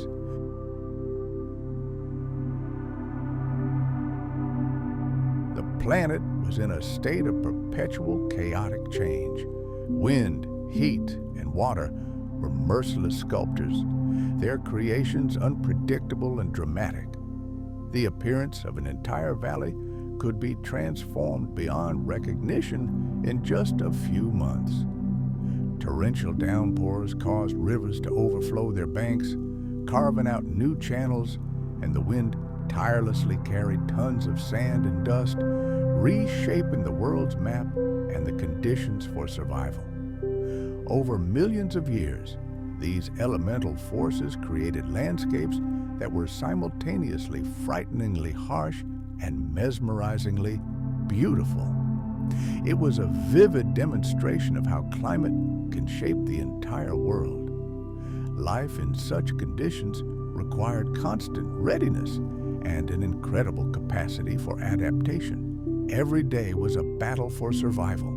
Every creature, from the tiniest insect to the giant lizard, lived in constant tension, expecting a sudden cold snap or rare but devastating storms.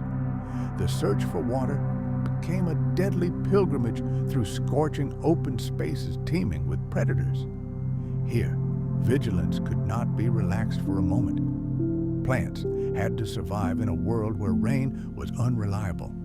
Many of them developed seeds with unique defenses capable of lying in dry soil for decades, awaiting their moment. Procreation itself was a highly risky endeavor. If conditions suddenly became unfavorable, egg clutches, young shoots, or newborn offspring were doomed.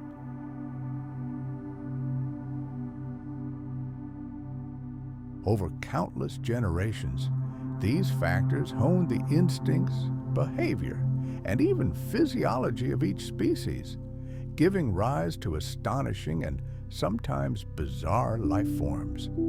They were incredibly resilient, yet highly specialized for survival in this hell. Some species might thrive during brief, fertile periods when water returned, but their populations plummeted as soon as drought returned. This created endless cycles of abundance and famine, which were the fundamental laws of life on this ancient earth. Even the vast oceans and seas were not immune to the effects of extreme heat and unpredictable weather. Evaporation of water in the world's oceans reached colossal proportions. This led to lethal salinity in shallow waters, creating unbearable conditions for marine life. Where coral reefs once teemed with life, heat waves caused them to bleach and die en masse, leaving behind underwater graveyards where only the most resilient organisms could survive. Ocean currents, those global rivers that transport heat and nutrients, became chaotic and unstable, disrupting the food supply for fish and marine reptiles. Giant storms born over the superheated ocean could slam onto coastlines with monstrous sudden fury, bringing devastating winds and waves the size of hills, forever altering coastlines.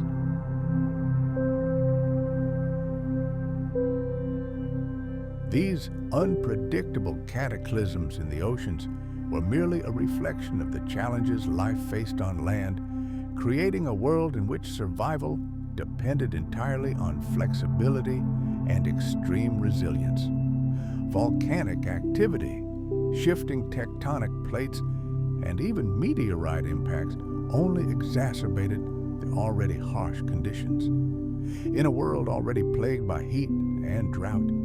These sudden natural disasters added further chaos and mortal danger. A volcanic eruption, a powerful earthquake, or a falling celestial body could wipe out entire regions overnight. Living creatures faced not only the daily trials of heat and hunger, but also the threat of unexpected apocalyptic disasters. This hellish dance of fire, drought, and unpredictable cataclysms created a vicious cycle that only worsened the overall picture. The parched, vegetationless soil reflected sunlight, further heating the air below ground and creating additional hardship for all inhabitants. Extreme temperatures, bare ground, and strong winds created an environment in which survival was nearly impossible. Dust and sand rose into the air, forming suffocating clouds that traveled vast distances, poisoning the air and threatening all life.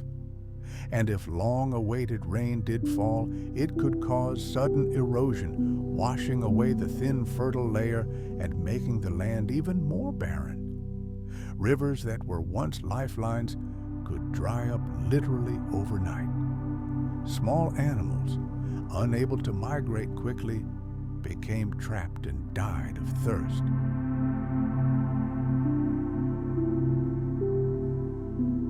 These processes didn't last for decades or centuries, they lasted for millions of years, continually reshaping ecosystems and forcing life to adapt to an environment that was both extreme and completely unpredictable. Insects, reptiles, and the first mammals developed unique strategies for surviving in such conditions. Many insects possessed wings, allowing them the freedom to travel vast distances in search of food and water.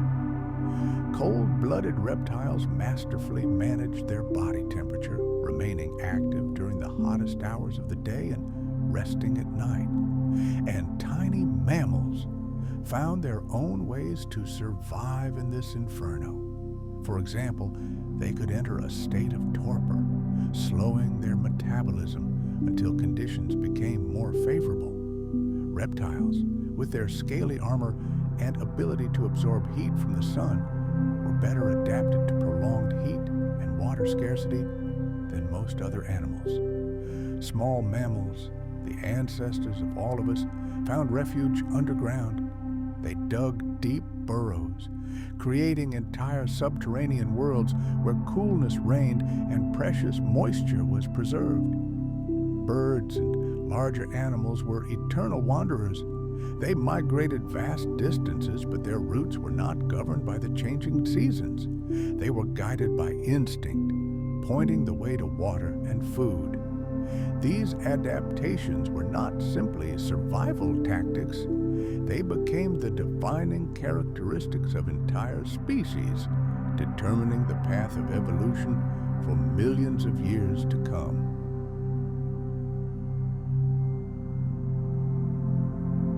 Over time, this harsh climate shaped the very structure of ecosystems.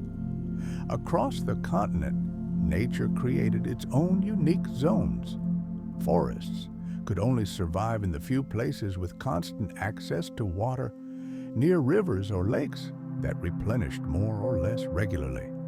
Meanwhile, sun-baked grasslands, deserts, and thickets of thorny bushes occupied vast expanses where rain was rare and unpredictable. In each of these zones, life found its own loopholes for survival, but only those prepared for the scorching heat, long-term droughts, or sudden storms could thrive. These climatic swings created a stunning diversity of habitats, each with its own unique challenges, but all forged in the crucible of the same forces: sun, wind, heat, and a perpetual shortage of water. All inhabitants of these lands, from the tiniest insect to the largest predator, were inextricably linked to this unforgiving climate. Their very existence is a testament to life's ability to adapt in the face of nature's most merciless forces. Climate change also left a profound impact on the behavior of species that lived in groups. Herbivorous herds were forced to congregate around the few remaining watering holes, leading to fierce competition and complex social interactions, both within the herd and with other species. Predators, in turn, learned to anticipate the routes of their prey, setting ambushes at these oases of life.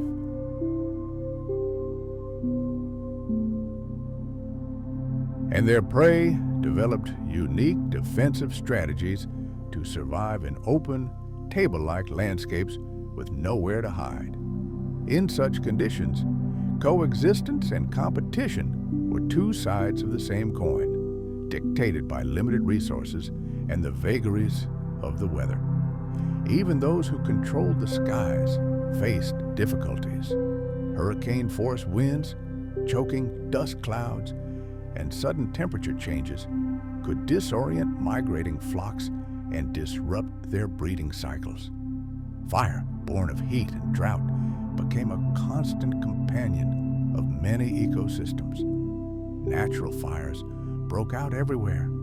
Imagine the sky splits with a blinding flash of lightning, and the earth, dry as gunpowder, responds. Fires born of this heavenly fire become a true disaster, engulfing vast areas. Ancient grasslands and prehistoric forests become a roaring sea of flames that devour everything in its path, destroying vegetation and putting any animal in its path to flight. For many, this is a death sentence, but within this destructive force lies a creative principle. Although these firestorms brought only chaos and death in the immediate aftermath, in the long term, they offered the planet a new chance. The flames cleared old, worn-out vegetation, making way for new, more resilient plant species capable of thriving in the scorched earth. Nature learned to live with fire.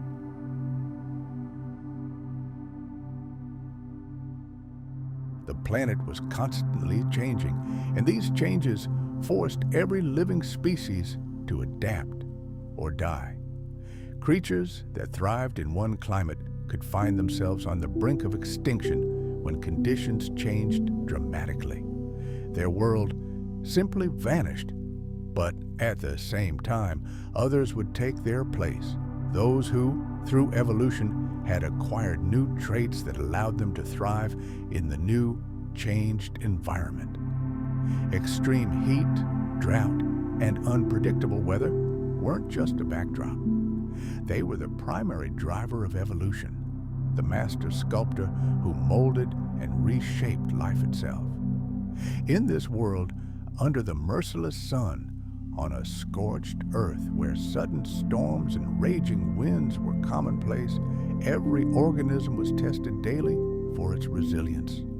Plants, animals, and microorganisms all developed unique survival strategies that allowed them to withstand this onslaught of the elements.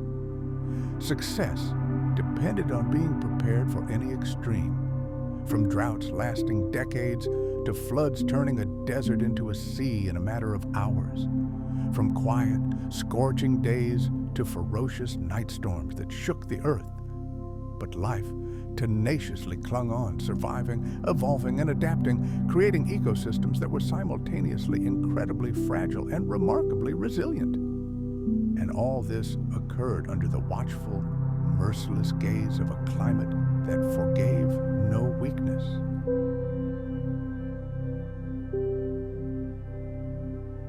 The history of ancient Earth is a saga of endurance, incredible adaptability, and the endless struggle for survival in a world dominated by extreme heat and aridity. The forces of nature themselves were both the greatest enemy and the ultimate reward, shaping life forms like a sculptor molds clay. Wind, sun, and the perpetual scarcity of water dictated everything from reproductive cycles to the social structures of ancient communities. Plants learned to release their seeds only during brief periods of rain, so as not to waste a precious opportunity. Animals timed their reproduction with mathematical precision so that their offspring would emerge at the most opportune moment, maximizing their chances of survival. Seasonal migrations became unpredictable and chaotic. But all the more important, entire animal populations migrated vast distances following capricious and unpredictable rainfall patterns. Herd territories expanded and contracted depending on the availability of food and water, and the hierarchy within a herd could shift in an instant. Whoever controlled access to the last watering hole became king. Even the simplest life forms, such as insects or amphibians, demonstrated miracles of resilience. They burrowed deep into the earth, hid, or hibernated for years during dry periods, only to rise like a phoenix from the ashes with the first drops of rain. In many regions, gigantic dust and sandstorms were a constant threat.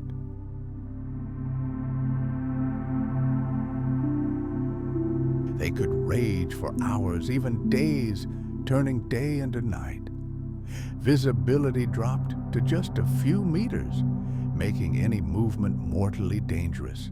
These storms didn't just carry clouds of sand, they could bury vegetation alive and even alter the terrain. Animals caught unawares by such a storm could suffocate, become disoriented, and die. Plants suffered from the scorching sun and the abrasive sand, which stripped their leaves. But even here, life found a way. Seeds could lie dormant for decades under a layer of sand, awaiting their time. The burrows dug by animals became shelters not only for the animals themselves. Some plants learned to withstand sandstorms by creating unique barriers around themselves using their own leaves. These constant challenges created additional pressure on species, stimulating the evolution of new traits designed to combat wind and sand. Even the sky above reflected the harshness of this world. When clouds appeared, it rarely meant a welcome coolness.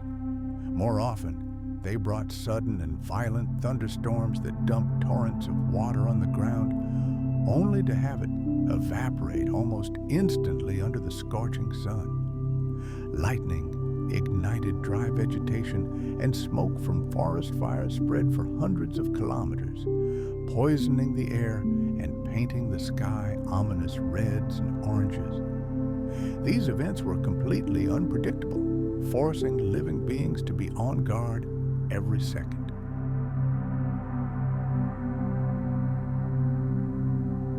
Over time, this led to the emergence of species capable of reacting with lightning speed to any threat.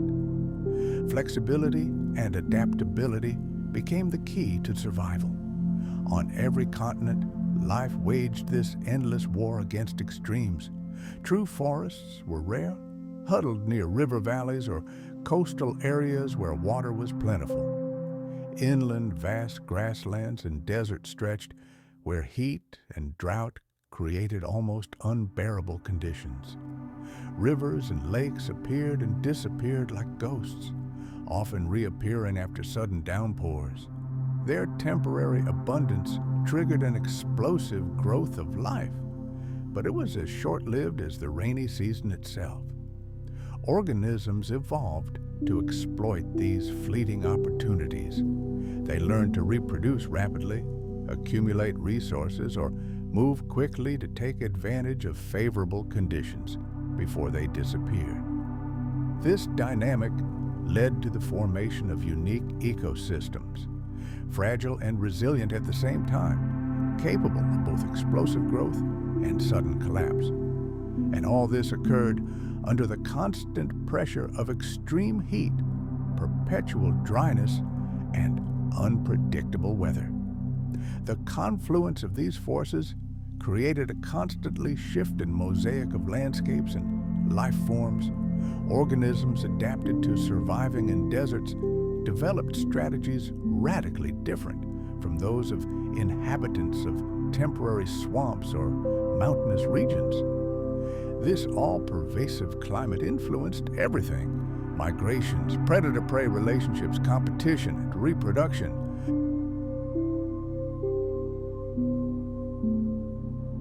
It shaped entire dynasties of living beings over millions of years.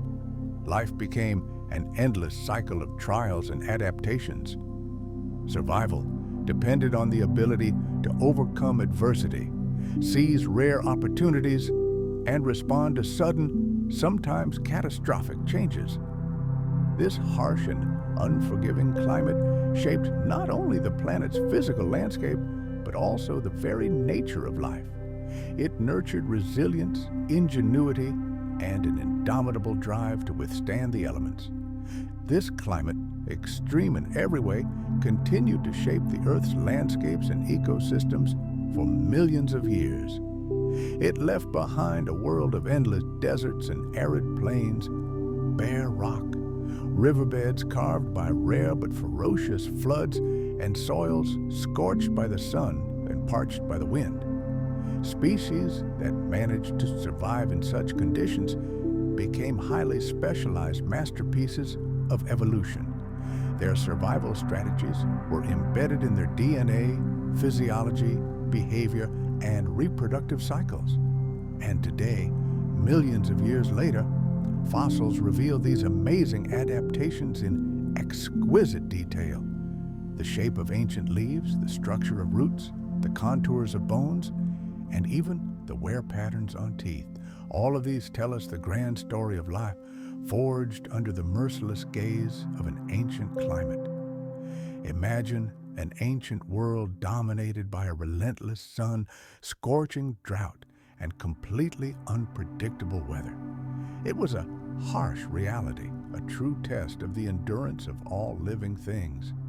And yet, life found a way to survive.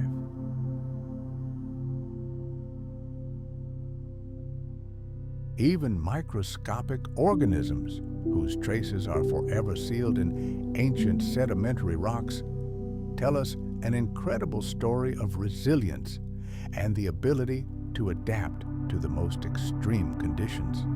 Over the course of geological eons, this merciless climate has become a stage for the rise and fall of countless species. Only in brief periods of relative calm has nature gained precious respite, allowing life to flourish in exuberant colors. Let's travel back 300 million years to an era when our planet looked completely different. Before us stretches the supercontinent Pangea, a colossal mosaic of land masses, a unique and unrepeatable geological formation. In those distant times, virtually all of Earth's continents were fused together, forming a single, gigantic landmass. The lands we know today as North and South America, Africa, Europe, and Asia were inextricably linked, stretching from pole to pole. While the imagination often depicts Pangea as a flat, lifeless expanse, this was far from the case. Contrary to this misconception, this supercontinent was a veritable cauldron of evolution. It was home to an incredible array of unique and diverse life forms, from giant plants to bizarre animals. Each creature was perfectly adapted to the unusual and sometimes harsh conditions that prevailed in these vast expanses. Studying the fossil remains of Pangea's plants and animals is like peering into a window into a long-vanished world.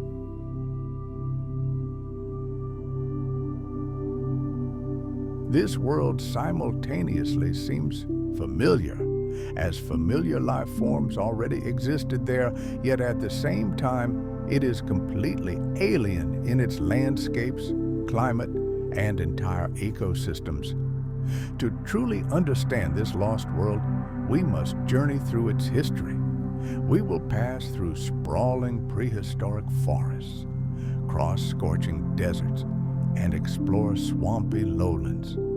Pangea's coastlines were turbulent and variable, revealing the complex relationships between living things and their environment. Pangea's plant life was striking in its diversity and richness, covering vast swathes of the supercontinent with a verdant carpet.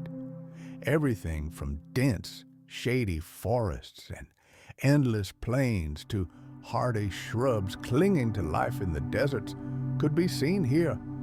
In the northern regions, where the climate was cooler and wetter, the landscape was adorned with gigantic thickets of ferns, horsetails, and lycopods. Just imagine, some of these plants soared more than 30 meters into the air, the height of a modern 10-story building. They created a dense green canopy, plunging the ground beneath them into perpetual twilight. In this shade and moisture, smaller plants and countless invertebrates thrived.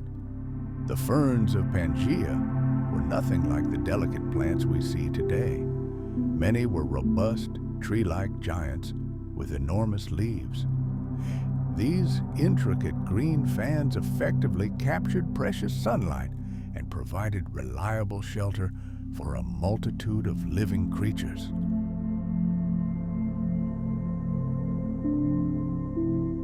Horsetails, which many today mistake for ordinary grass, were complex and ancient creatures back then. They thrived in moist soils along rivers and lakes, and their hollow, jointed stems grew in dense clumps, forming impenetrable thickets that stretched for kilometers. Lycopods, which today seem insignificant, were true giants of the plant world back then. They formed tree-like structures that rivaled modern pines in size. Together, these plants created forests that were not only breathtaking, but also vital to the survival of many animal species. They provided them with food and shelter in a world that was just beginning to find its fragile ecological balance. However, the further south we traveled, the harsher Pangea's climate became. A period of global warming set in, precipitation decreased, and completely different plant species adapted to drought emerged. These regions were dominated by vast forests of conifers and seed ferns, their tough leaves and deep roots, reaching deep into the ground in search of moisture, allowed them to survive where water was precious, and the scorching sun mercilessly scorched all life. Particularly intriguing were the seed ferns, a unique group of plants that combined features of both ferns and modern seed-bearing species.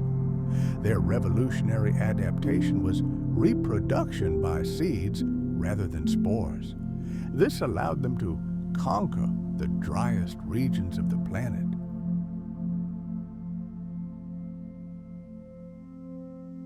Conifers, including the distant ancestors of modern pines and cypresses, had needle-like leaves covered in a waxy coating to prevent the evaporation of precious moisture. Their cones protected their seeds, which could survive long periods of drought and ensure the spread of the species. These hardy plants not only shaped the landscapes of southern Pangea, but also laid the foundation for future forests that would appear on the planet millions of years later, after the supercontinent itself began to break apart. Alongside the vast forests and dry plains, vast wetlands stretched across the lowlands and along the banks of rivers and lakes. These marshes were true oases, home to a diverse range of vegetation, including tall, reed-like plants, abundant mosses, and ferns that thrived in the moist, nutrient-rich soil. These wetlands were vital ecological centers, supporting both plant and animal life, providing water, shelter, and breeding grounds. Giant oak-like trees, completely covered in moss, often emerged from these swamps. Their massive roots anchored them securely in the soft soil, while their spreading branches provided shelter and shade for countless inhabitants. Pangea was home to a multitude of small plants and early animals, and it was in these marshy places that life thrived.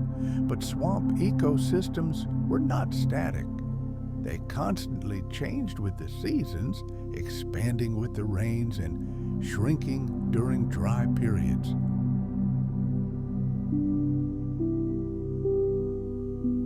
In this ancient world, ancient amphibians reigned supreme in the forests of the northern regions, enjoying abundant water sources and moist soils. Some of these amphibians reached several meters in length and were among the first vertebrates to master life in both water and land. They hunted insects, small fish, and other invertebrates, playing a key role in controlling their populations and maintaining the fragile ecological balance.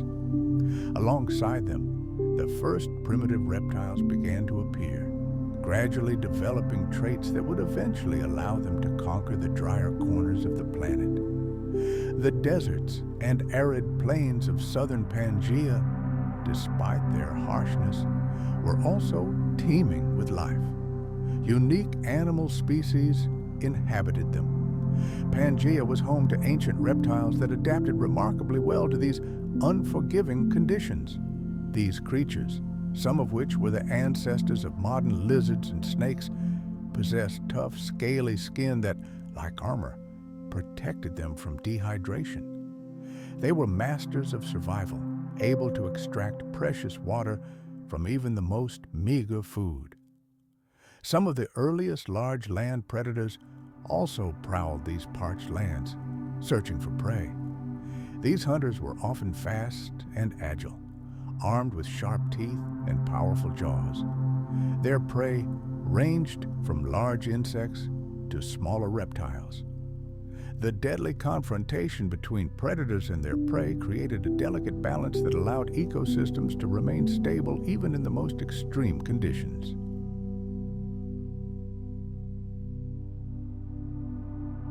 The wetlands and river valleys of Pangea were a veritable paradise for a multitude of animal species whose lives were inextricably linked to water. Ancient fish species, both freshwater and marine, inhabited the rivers and lakes. They fed on plants, small invertebrates, and each other, creating a complex food chain. Amphibians and semi-aquatic reptiles were also common here, using the abundant water resources for hunting and reproduction. But the true masters of the swamps were insects. Some of them reached gigantic sizes by modern standards. These insects served as a valuable food source for early reptiles and the ancestors of birds. They played a crucial role in the ecosystems of Pangea. They pollinated plants, decomposed organic matter, and were a vital link in the food chain. It was the abundance and diversity of insects that contributed to the complexity and resilience of these ancient ecosystems. And even the skies above Pangea were not deserted. They, too, were an arena of life where their own, no less fascinating story unfolded. Let us travel back to the moment when the sky ceased to be empty. It was then that the first true rulers of the air appeared, amazing flying creatures. Both reptiles and insects took to the skies, each occupying their own unique aerial niche. The first flying lizards, descendants of small and agile land ancestors, spread their leathery wings.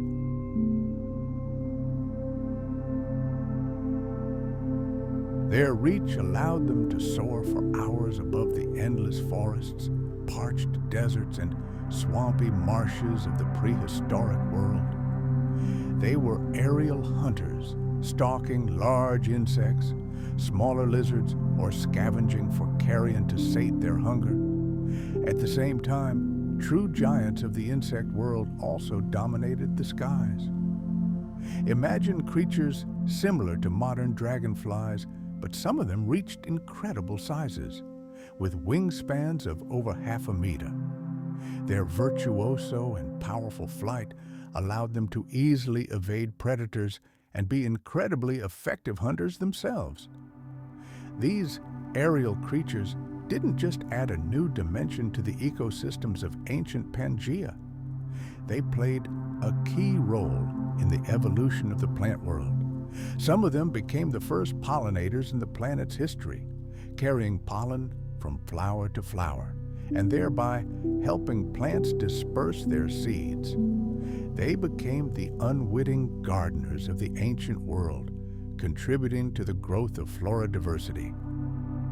Now let's descend from the skies to the coastlines and peer underwater. The coastal and marine ecosystems of that time were literally teeming with life. The ancient ocean that surrounded Pangea became a cradle for early fish species, countless mollusks, and other invertebrates. Moreover, it was then that the first truly large marine predators emerged in the depths. Structures resembling coral reefs formed along the coastline.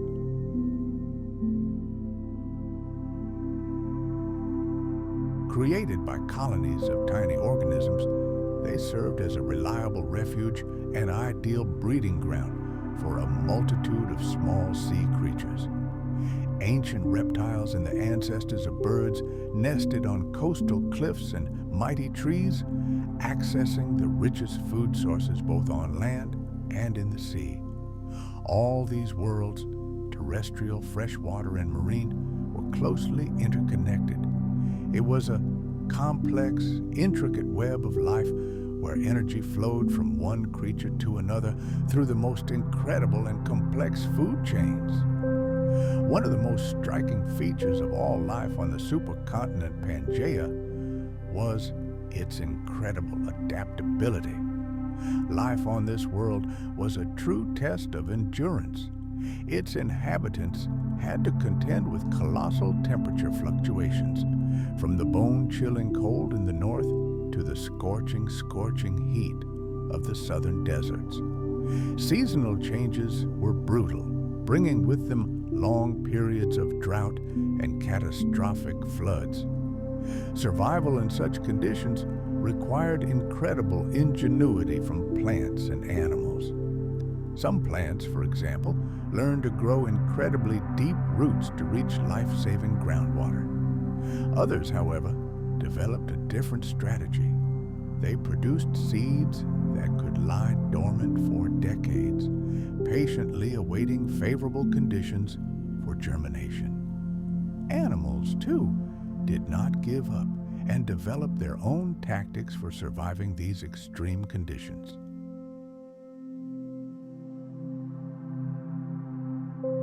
Some burrowed deep into the earth to escape the scorching sun.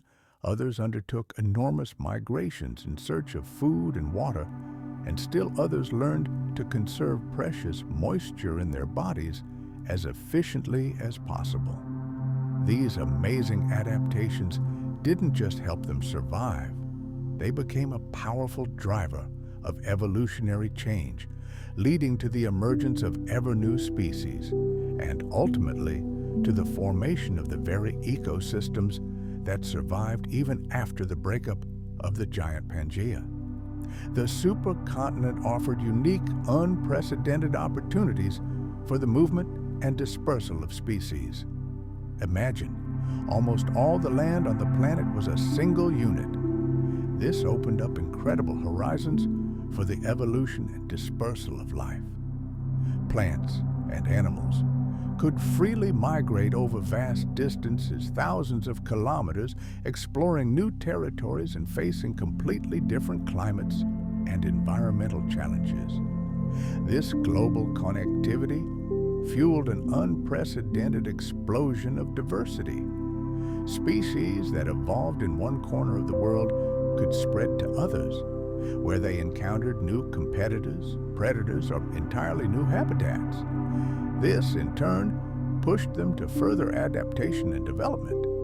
The movement of species across Pangea was a continuous, dynamic process that shaped the global distribution of life and left a lasting legacy even after the continents began their slow drift apart.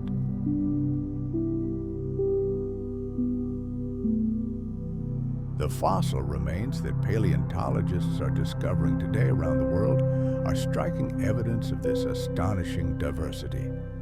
Fossils of ancient plants, from tall, tree-like mosses to graceful ferns, reveal a picture of the rich vegetation that once covered the supercontinent. Fossilized bones of early reptiles, amphibians, and insect imprints complete this picture, giving us an idea of the incredible diversity of the animal world of that era.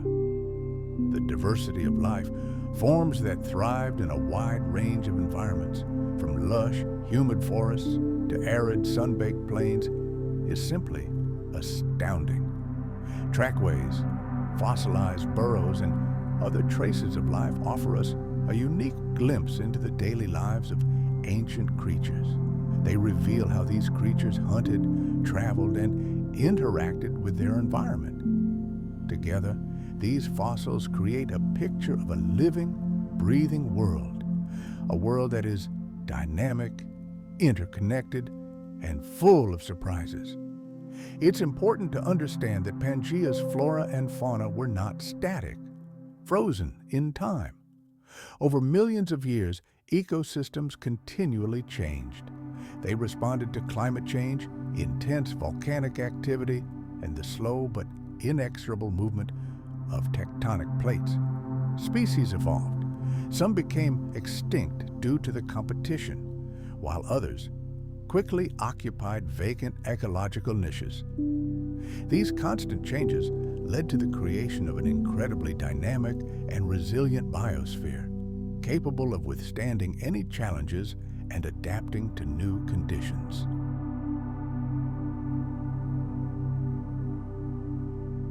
Thus, the history of life on Pangea is a story of both stability and change. It is a saga of the delicate balance between resilient life forms and the inexorable flow of evolution, which ultimately shaped the world we know today.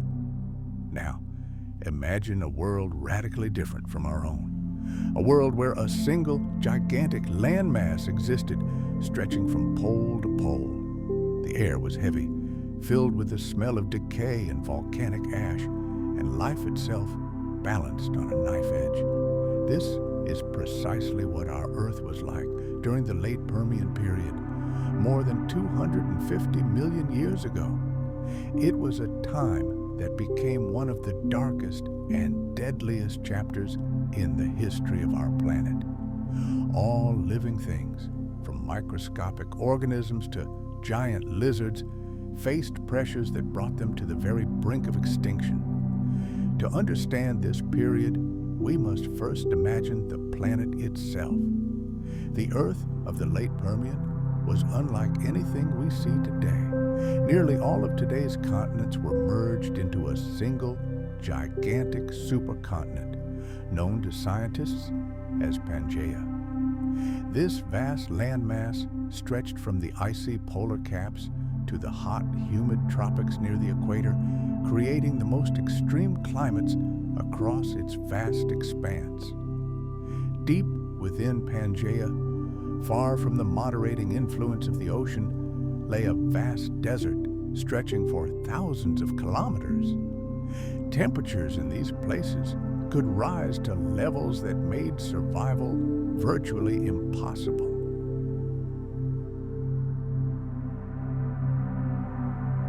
Life in these central regions suffered from prolonged periods of drought, unbearable heat, and a near-total lack of water.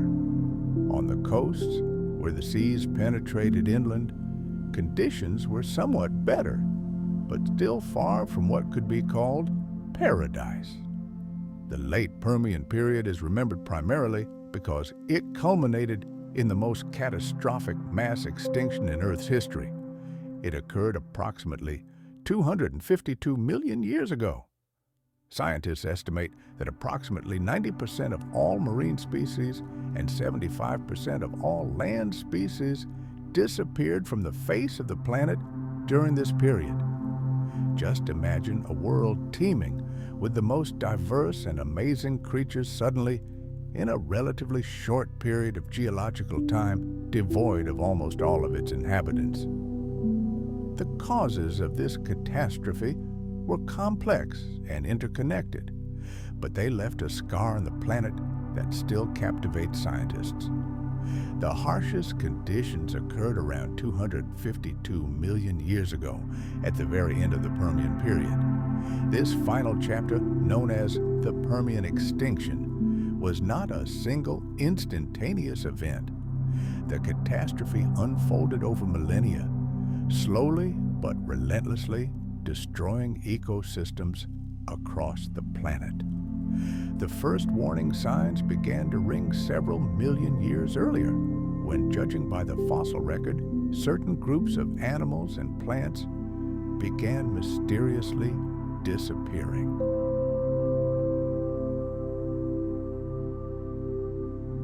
Dense forests covering the supercontinent were destroyed by fire, and those plants that survived were often stunted, twisted, and scorched by the constant wildfires.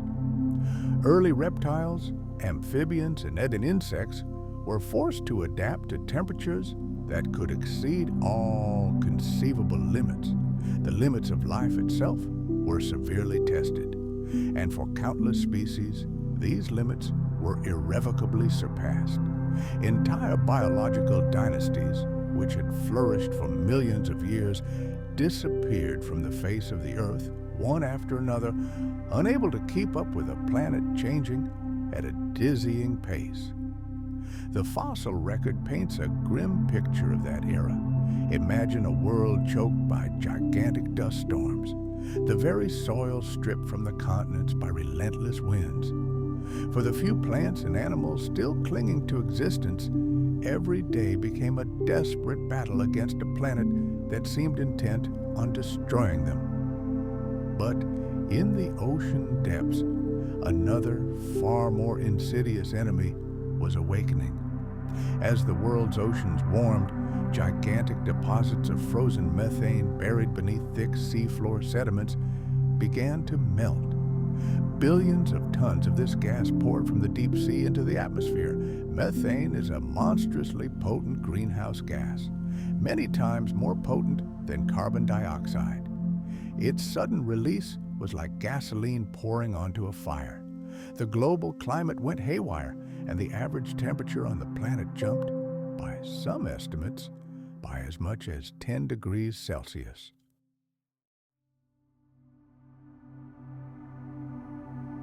The Earth was rapidly turning into a scorching furnace, a hellish environment practically incompatible with life. This was the end of the Permian period. Added to all this were abrupt, chaotic changes in sea levels. Global warming was melting the polar ice caps, if any still remained. Simultaneously, the movement of tectonic plates was distorting the continents, altering coastlines, and draining entire shallow seas. This deadly cocktail of extreme heat, fluctuating sea levels, and catastrophically low oxygen levels created the perfect storm for mass extinction. Life retreated, shrinking into small enclaves, so-called refuges, where conditions were at least somewhat tolerable. However, these islands of salvation quickly turned into overcrowded arenas for gladiatorial combat. Fierce competition for scarce resources flared up again.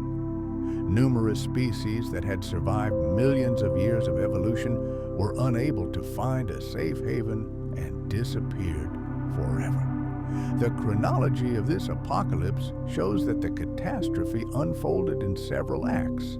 The first act was slow and agonizing. Protracted warming and changes in ocean chemistry, which over hundreds of thousands of years gradually suffocated marine life, weakening the world's ecosystems and preparing them for the final blow. The second act was short and furious.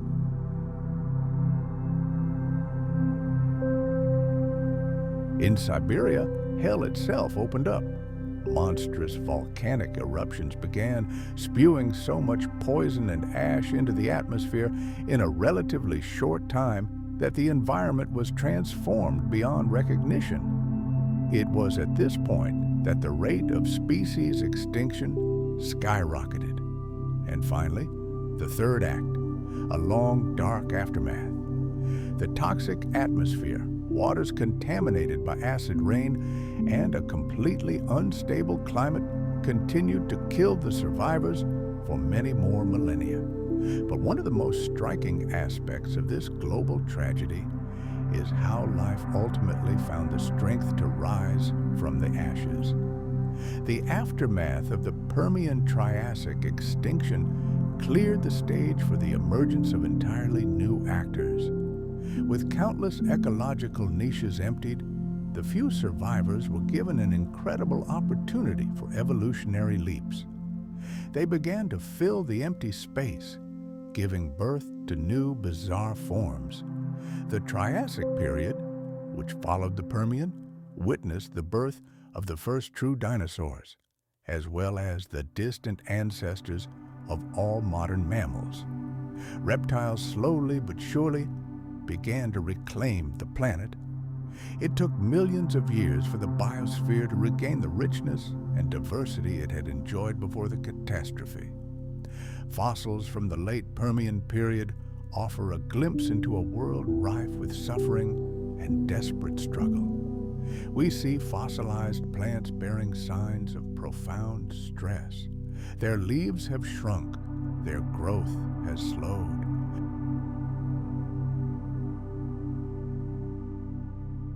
Marine fossils reveal entire ecosystems that vanished almost instantly, as if wiped from the face of the earth with a single stroke of a pen. In some corners of the planet, geologists are discovering unique boundary layers in rock. These thin layers are literally saturated with microscopic particles generated by volcanic eruptions and chemical cataclysms in the oceans.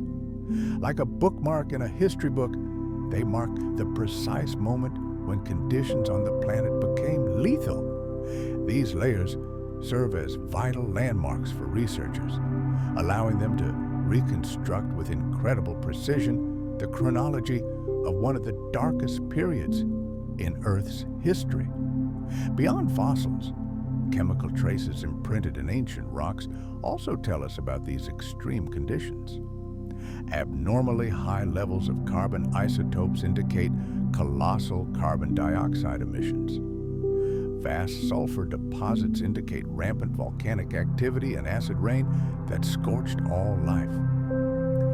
And analysis of seafloor sediments reveals that the oceans were virtually devoid of oxygen, turning into dead, stagnant bodies of water unsuitable for marine life.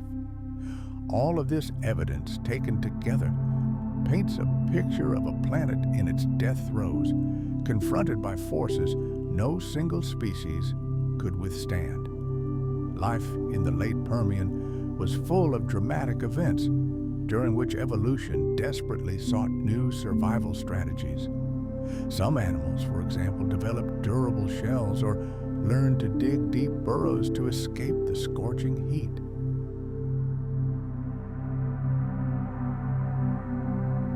It highlights the delicate balance required for ecosystems to thrive and demonstrates the dire consequences of upsetting it. In summary, the late Permian was a time of unprecedented peril, a time of total struggle for survival. From the parched deserts of Pangea to the superheated seas and volcanic fields of Siberia, life faced seemingly insurmountable challenges. However, the most devastating blow occurred approximately 252 million years ago. This event, known as the Great Permian Extinction, was a cataclysmic event that wiped out the vast majority of species on the planet. Volcanic eruptions, methane emissions, temperature spikes, and sea level fluctuations all converged in a single tornado. Widespread soil acidification and severe drought created conditions in which life was virtually impossible. And yet, even in these apocalyptic circumstances, tiny pockets of surviving biosphere glimmered with hope, allowing species to adapt and eventually recolonize the devastated planet. The late Permian, however deadly, paved the way for the emergence of new life forms and the evolution of ecosystems that would dominate the planet during the coming Mesozoic era. Studying this era not only inspires us with the incredible resilience of life, but also deepens our understanding of the delicate balance that sustains our world.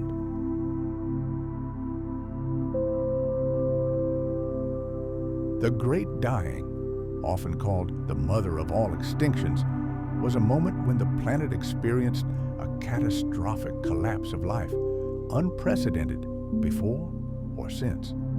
It occurred at the Permian-Triassic boundary, approximately 252 million years ago. More than 250 million years ago, the shadow of total annihilation loomed over Earth, a global event that reshaped all of the planet's ecosystems. During this dark period, life stood on the brink of extinction, and it seemed as if the planet itself had rebelled against its children. The scale of this event was truly staggering, dwarfing all 5 other major mass extinctions known to us from the fossil record. Just consider this: approximately 90% of all marine species and over 70% of all terrestrial vertebrates simply vanished, leaving gaping holes in the world's food chains that took millions of years to fill. Entire classes of animals and plants were wiped out. A deafening silence descended on the planet where life had once teemed. This extinction set evolution on an entirely new path and radically altered the Earth's biological and geological landscape. The causes of this catastrophe were complex and intertwined, resulting in a chain reaction of environmental disasters. One of the key triggers was unprecedented volcanic activity in the region we now know as Siberia.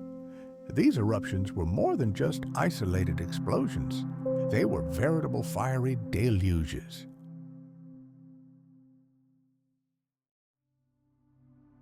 Millions of square kilometers of land were buried under a layer of molten lava, and gigantic clouds of ash were thrown into the atmosphere.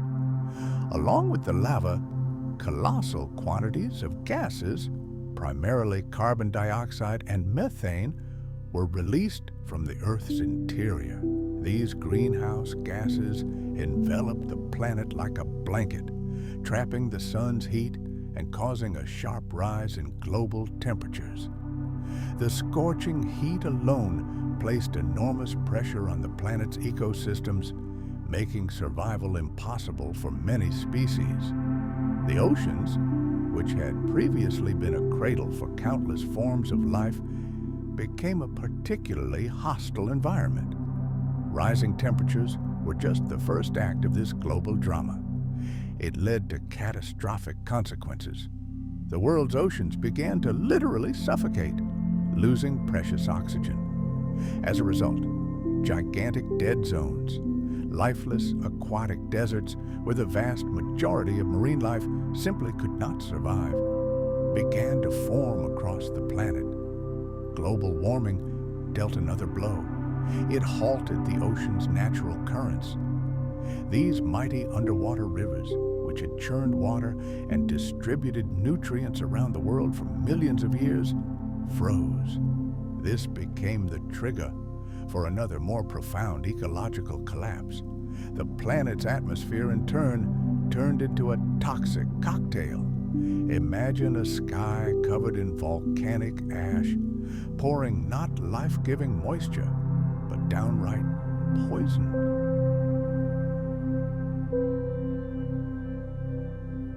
As the ocean's chemistry shifted, entire species of plankton, the microscopic organisms that formed the foundation of the entire marine food chain, died out. Their disappearance triggered a monstrous domino effect. triggering a cascade of extinctions along the entire chain, from fish and marine reptiles to the very first ancestors of modern mammals. The seas turned into stagnant, poisoned swamps, where life flickered only in isolated pockets, desperately battling conditions that proved lethal to the vast majority. Even the inhabitants of the deepest ocean trenches, which had previously been able to survive any cataclysms on the surface, found themselves trapped. These dark depths, once a last refuge, became hostile environments due to a lack of oxygen and the proliferation of toxic compounds such as hydrogen sulfide, a gas deadly to all life. But there was no escape on land either. The forests that covered the continents were disappearing. The world was inexorably turning into a parched desert as extreme climates and constant volcanic rainfall created barren, lifeless plains. Large amphibians, which had thrived for millions of years, were almost completely wiped off the face of the earth. Early reptiles fared somewhat better thanks to their resilience, but even they suffered colossal losses. Many plant species also became extinct, further exacerbating the already precarious state of ecosystems.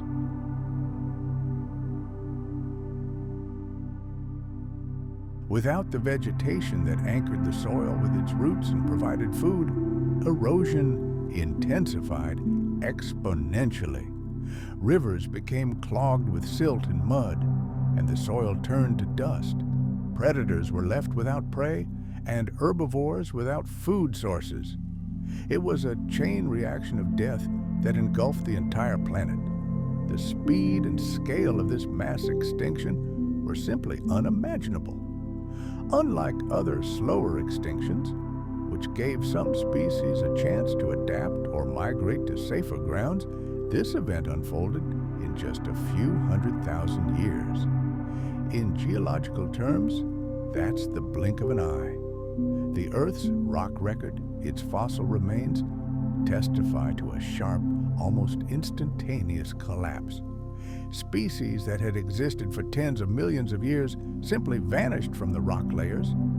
The extinction spared no ecosystem, from shallow seas to the ocean depths, from lush forests to the arid wastelands of ancient continents. Even microorganisms suffered.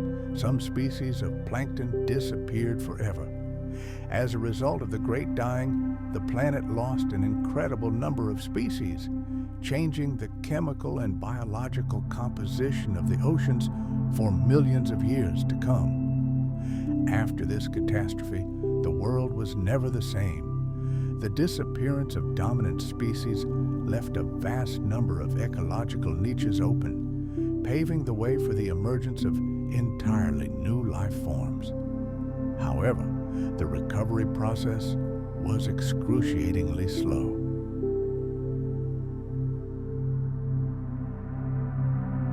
For millions of years, biodiversity remained woefully low compared to its pre-disaster levels. The early Triassic period, which immediately followed the Permian, was an era of fragile, crippled ecosystems, typically dominated by just a few of the most resilient species capable of surviving in extreme conditions. It was then that reptiles began their meteoric rise, laying the foundation for the future dominance of dinosaurs. Plant life also gradually returned, although the first forests were sparse and fragile. It took millions of years for complex, multi-layered ecosystems to reappear on the planet. This only underscores the devastating impact of the Great Eruption. Scientists studying this event, like detectives, are collecting clues scattered across the globe. In Siberia, gigantic sheets of solidified volcanic rock reveal the true scale of the lava flows. In marine sediments across the planet, the sudden disappearance of fossils in a particular layer unmistakably marks the moment of mass extinction. carbon isotope analysis reveals sharp spikes indicating colossal greenhouse gas emissions that disrupted the planet's carbon cycle. Layers of soil and rock retain chemical traces of acid rain and extreme heat. By combining all this data, researchers were able to reconstruct a picture of a world plunged into chaos, a world where the very existence of life was called into question. The Great Dying left an indelible scar on evolutionary history.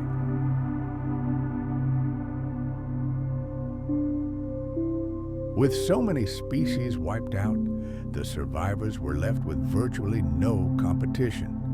New, incredible opportunities for development opened up before them.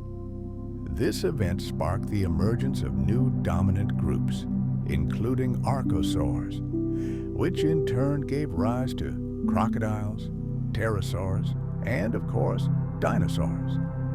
Early mammals, small and inconspicuous creatures at the time, began their slow but steady evolutionary journey. The extinction completely reset food chains and ecological dynamics, forcing surviving organisms to adapt to a new world and fill empty niches. This global evolutionary reset had a profound impact on the course of life on Earth for hundreds of millions of years to come. The exact causes of the Great Dying remain the subject of heated scientific debate.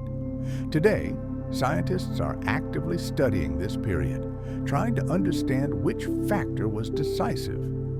Some researchers believe that volcanic activity was the primary and sole cause. Others suggest that the impact of a large asteroid could have been an additional blow, exacerbating an already critical situation. There is also evidence that warming oceans could have triggered massive methane emissions from the seafloor, further accelerating climate change. It was likely a perfect storm, a combination of volcanic activity, accumulated greenhouse gases, stagnant oceans, acid rain, and total habitat destruction. Only a few species survived this hellish ordeal.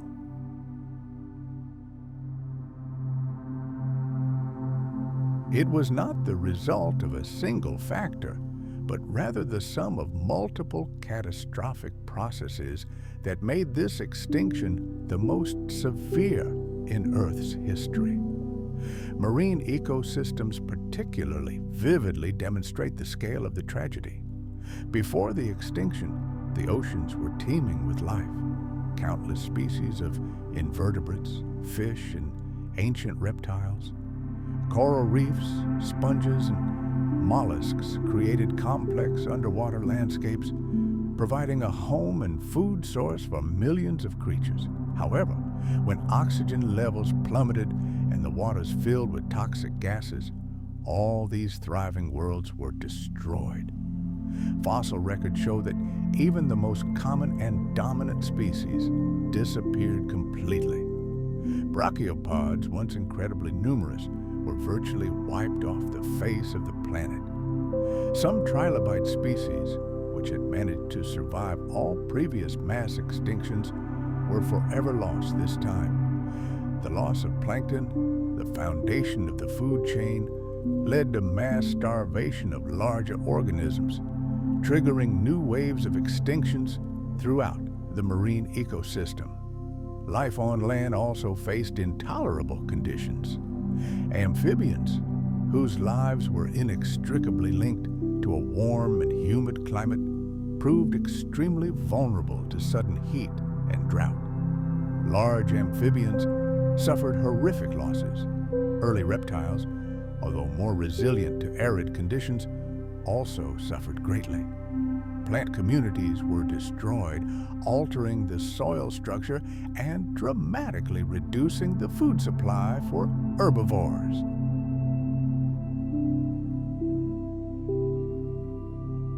This domino effect swept through all terrestrial ecosystems, affecting every link in the food chain. In some regions of the world, deserts expanded significantly, creating barren landscapes where only the most resilient and undemanding creatures could survive.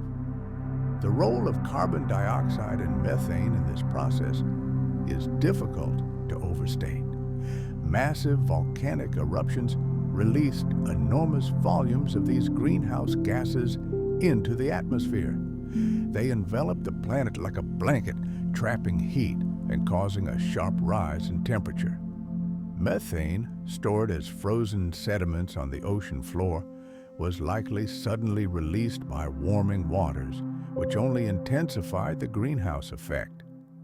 As a result, average global temperatures jumped by several degrees, creating a hostile environment for most living organisms. Extremely high temperatures, combined with acid rain, ocean acidification, and low oxygen levels, created conditions in which life was virtually impossible.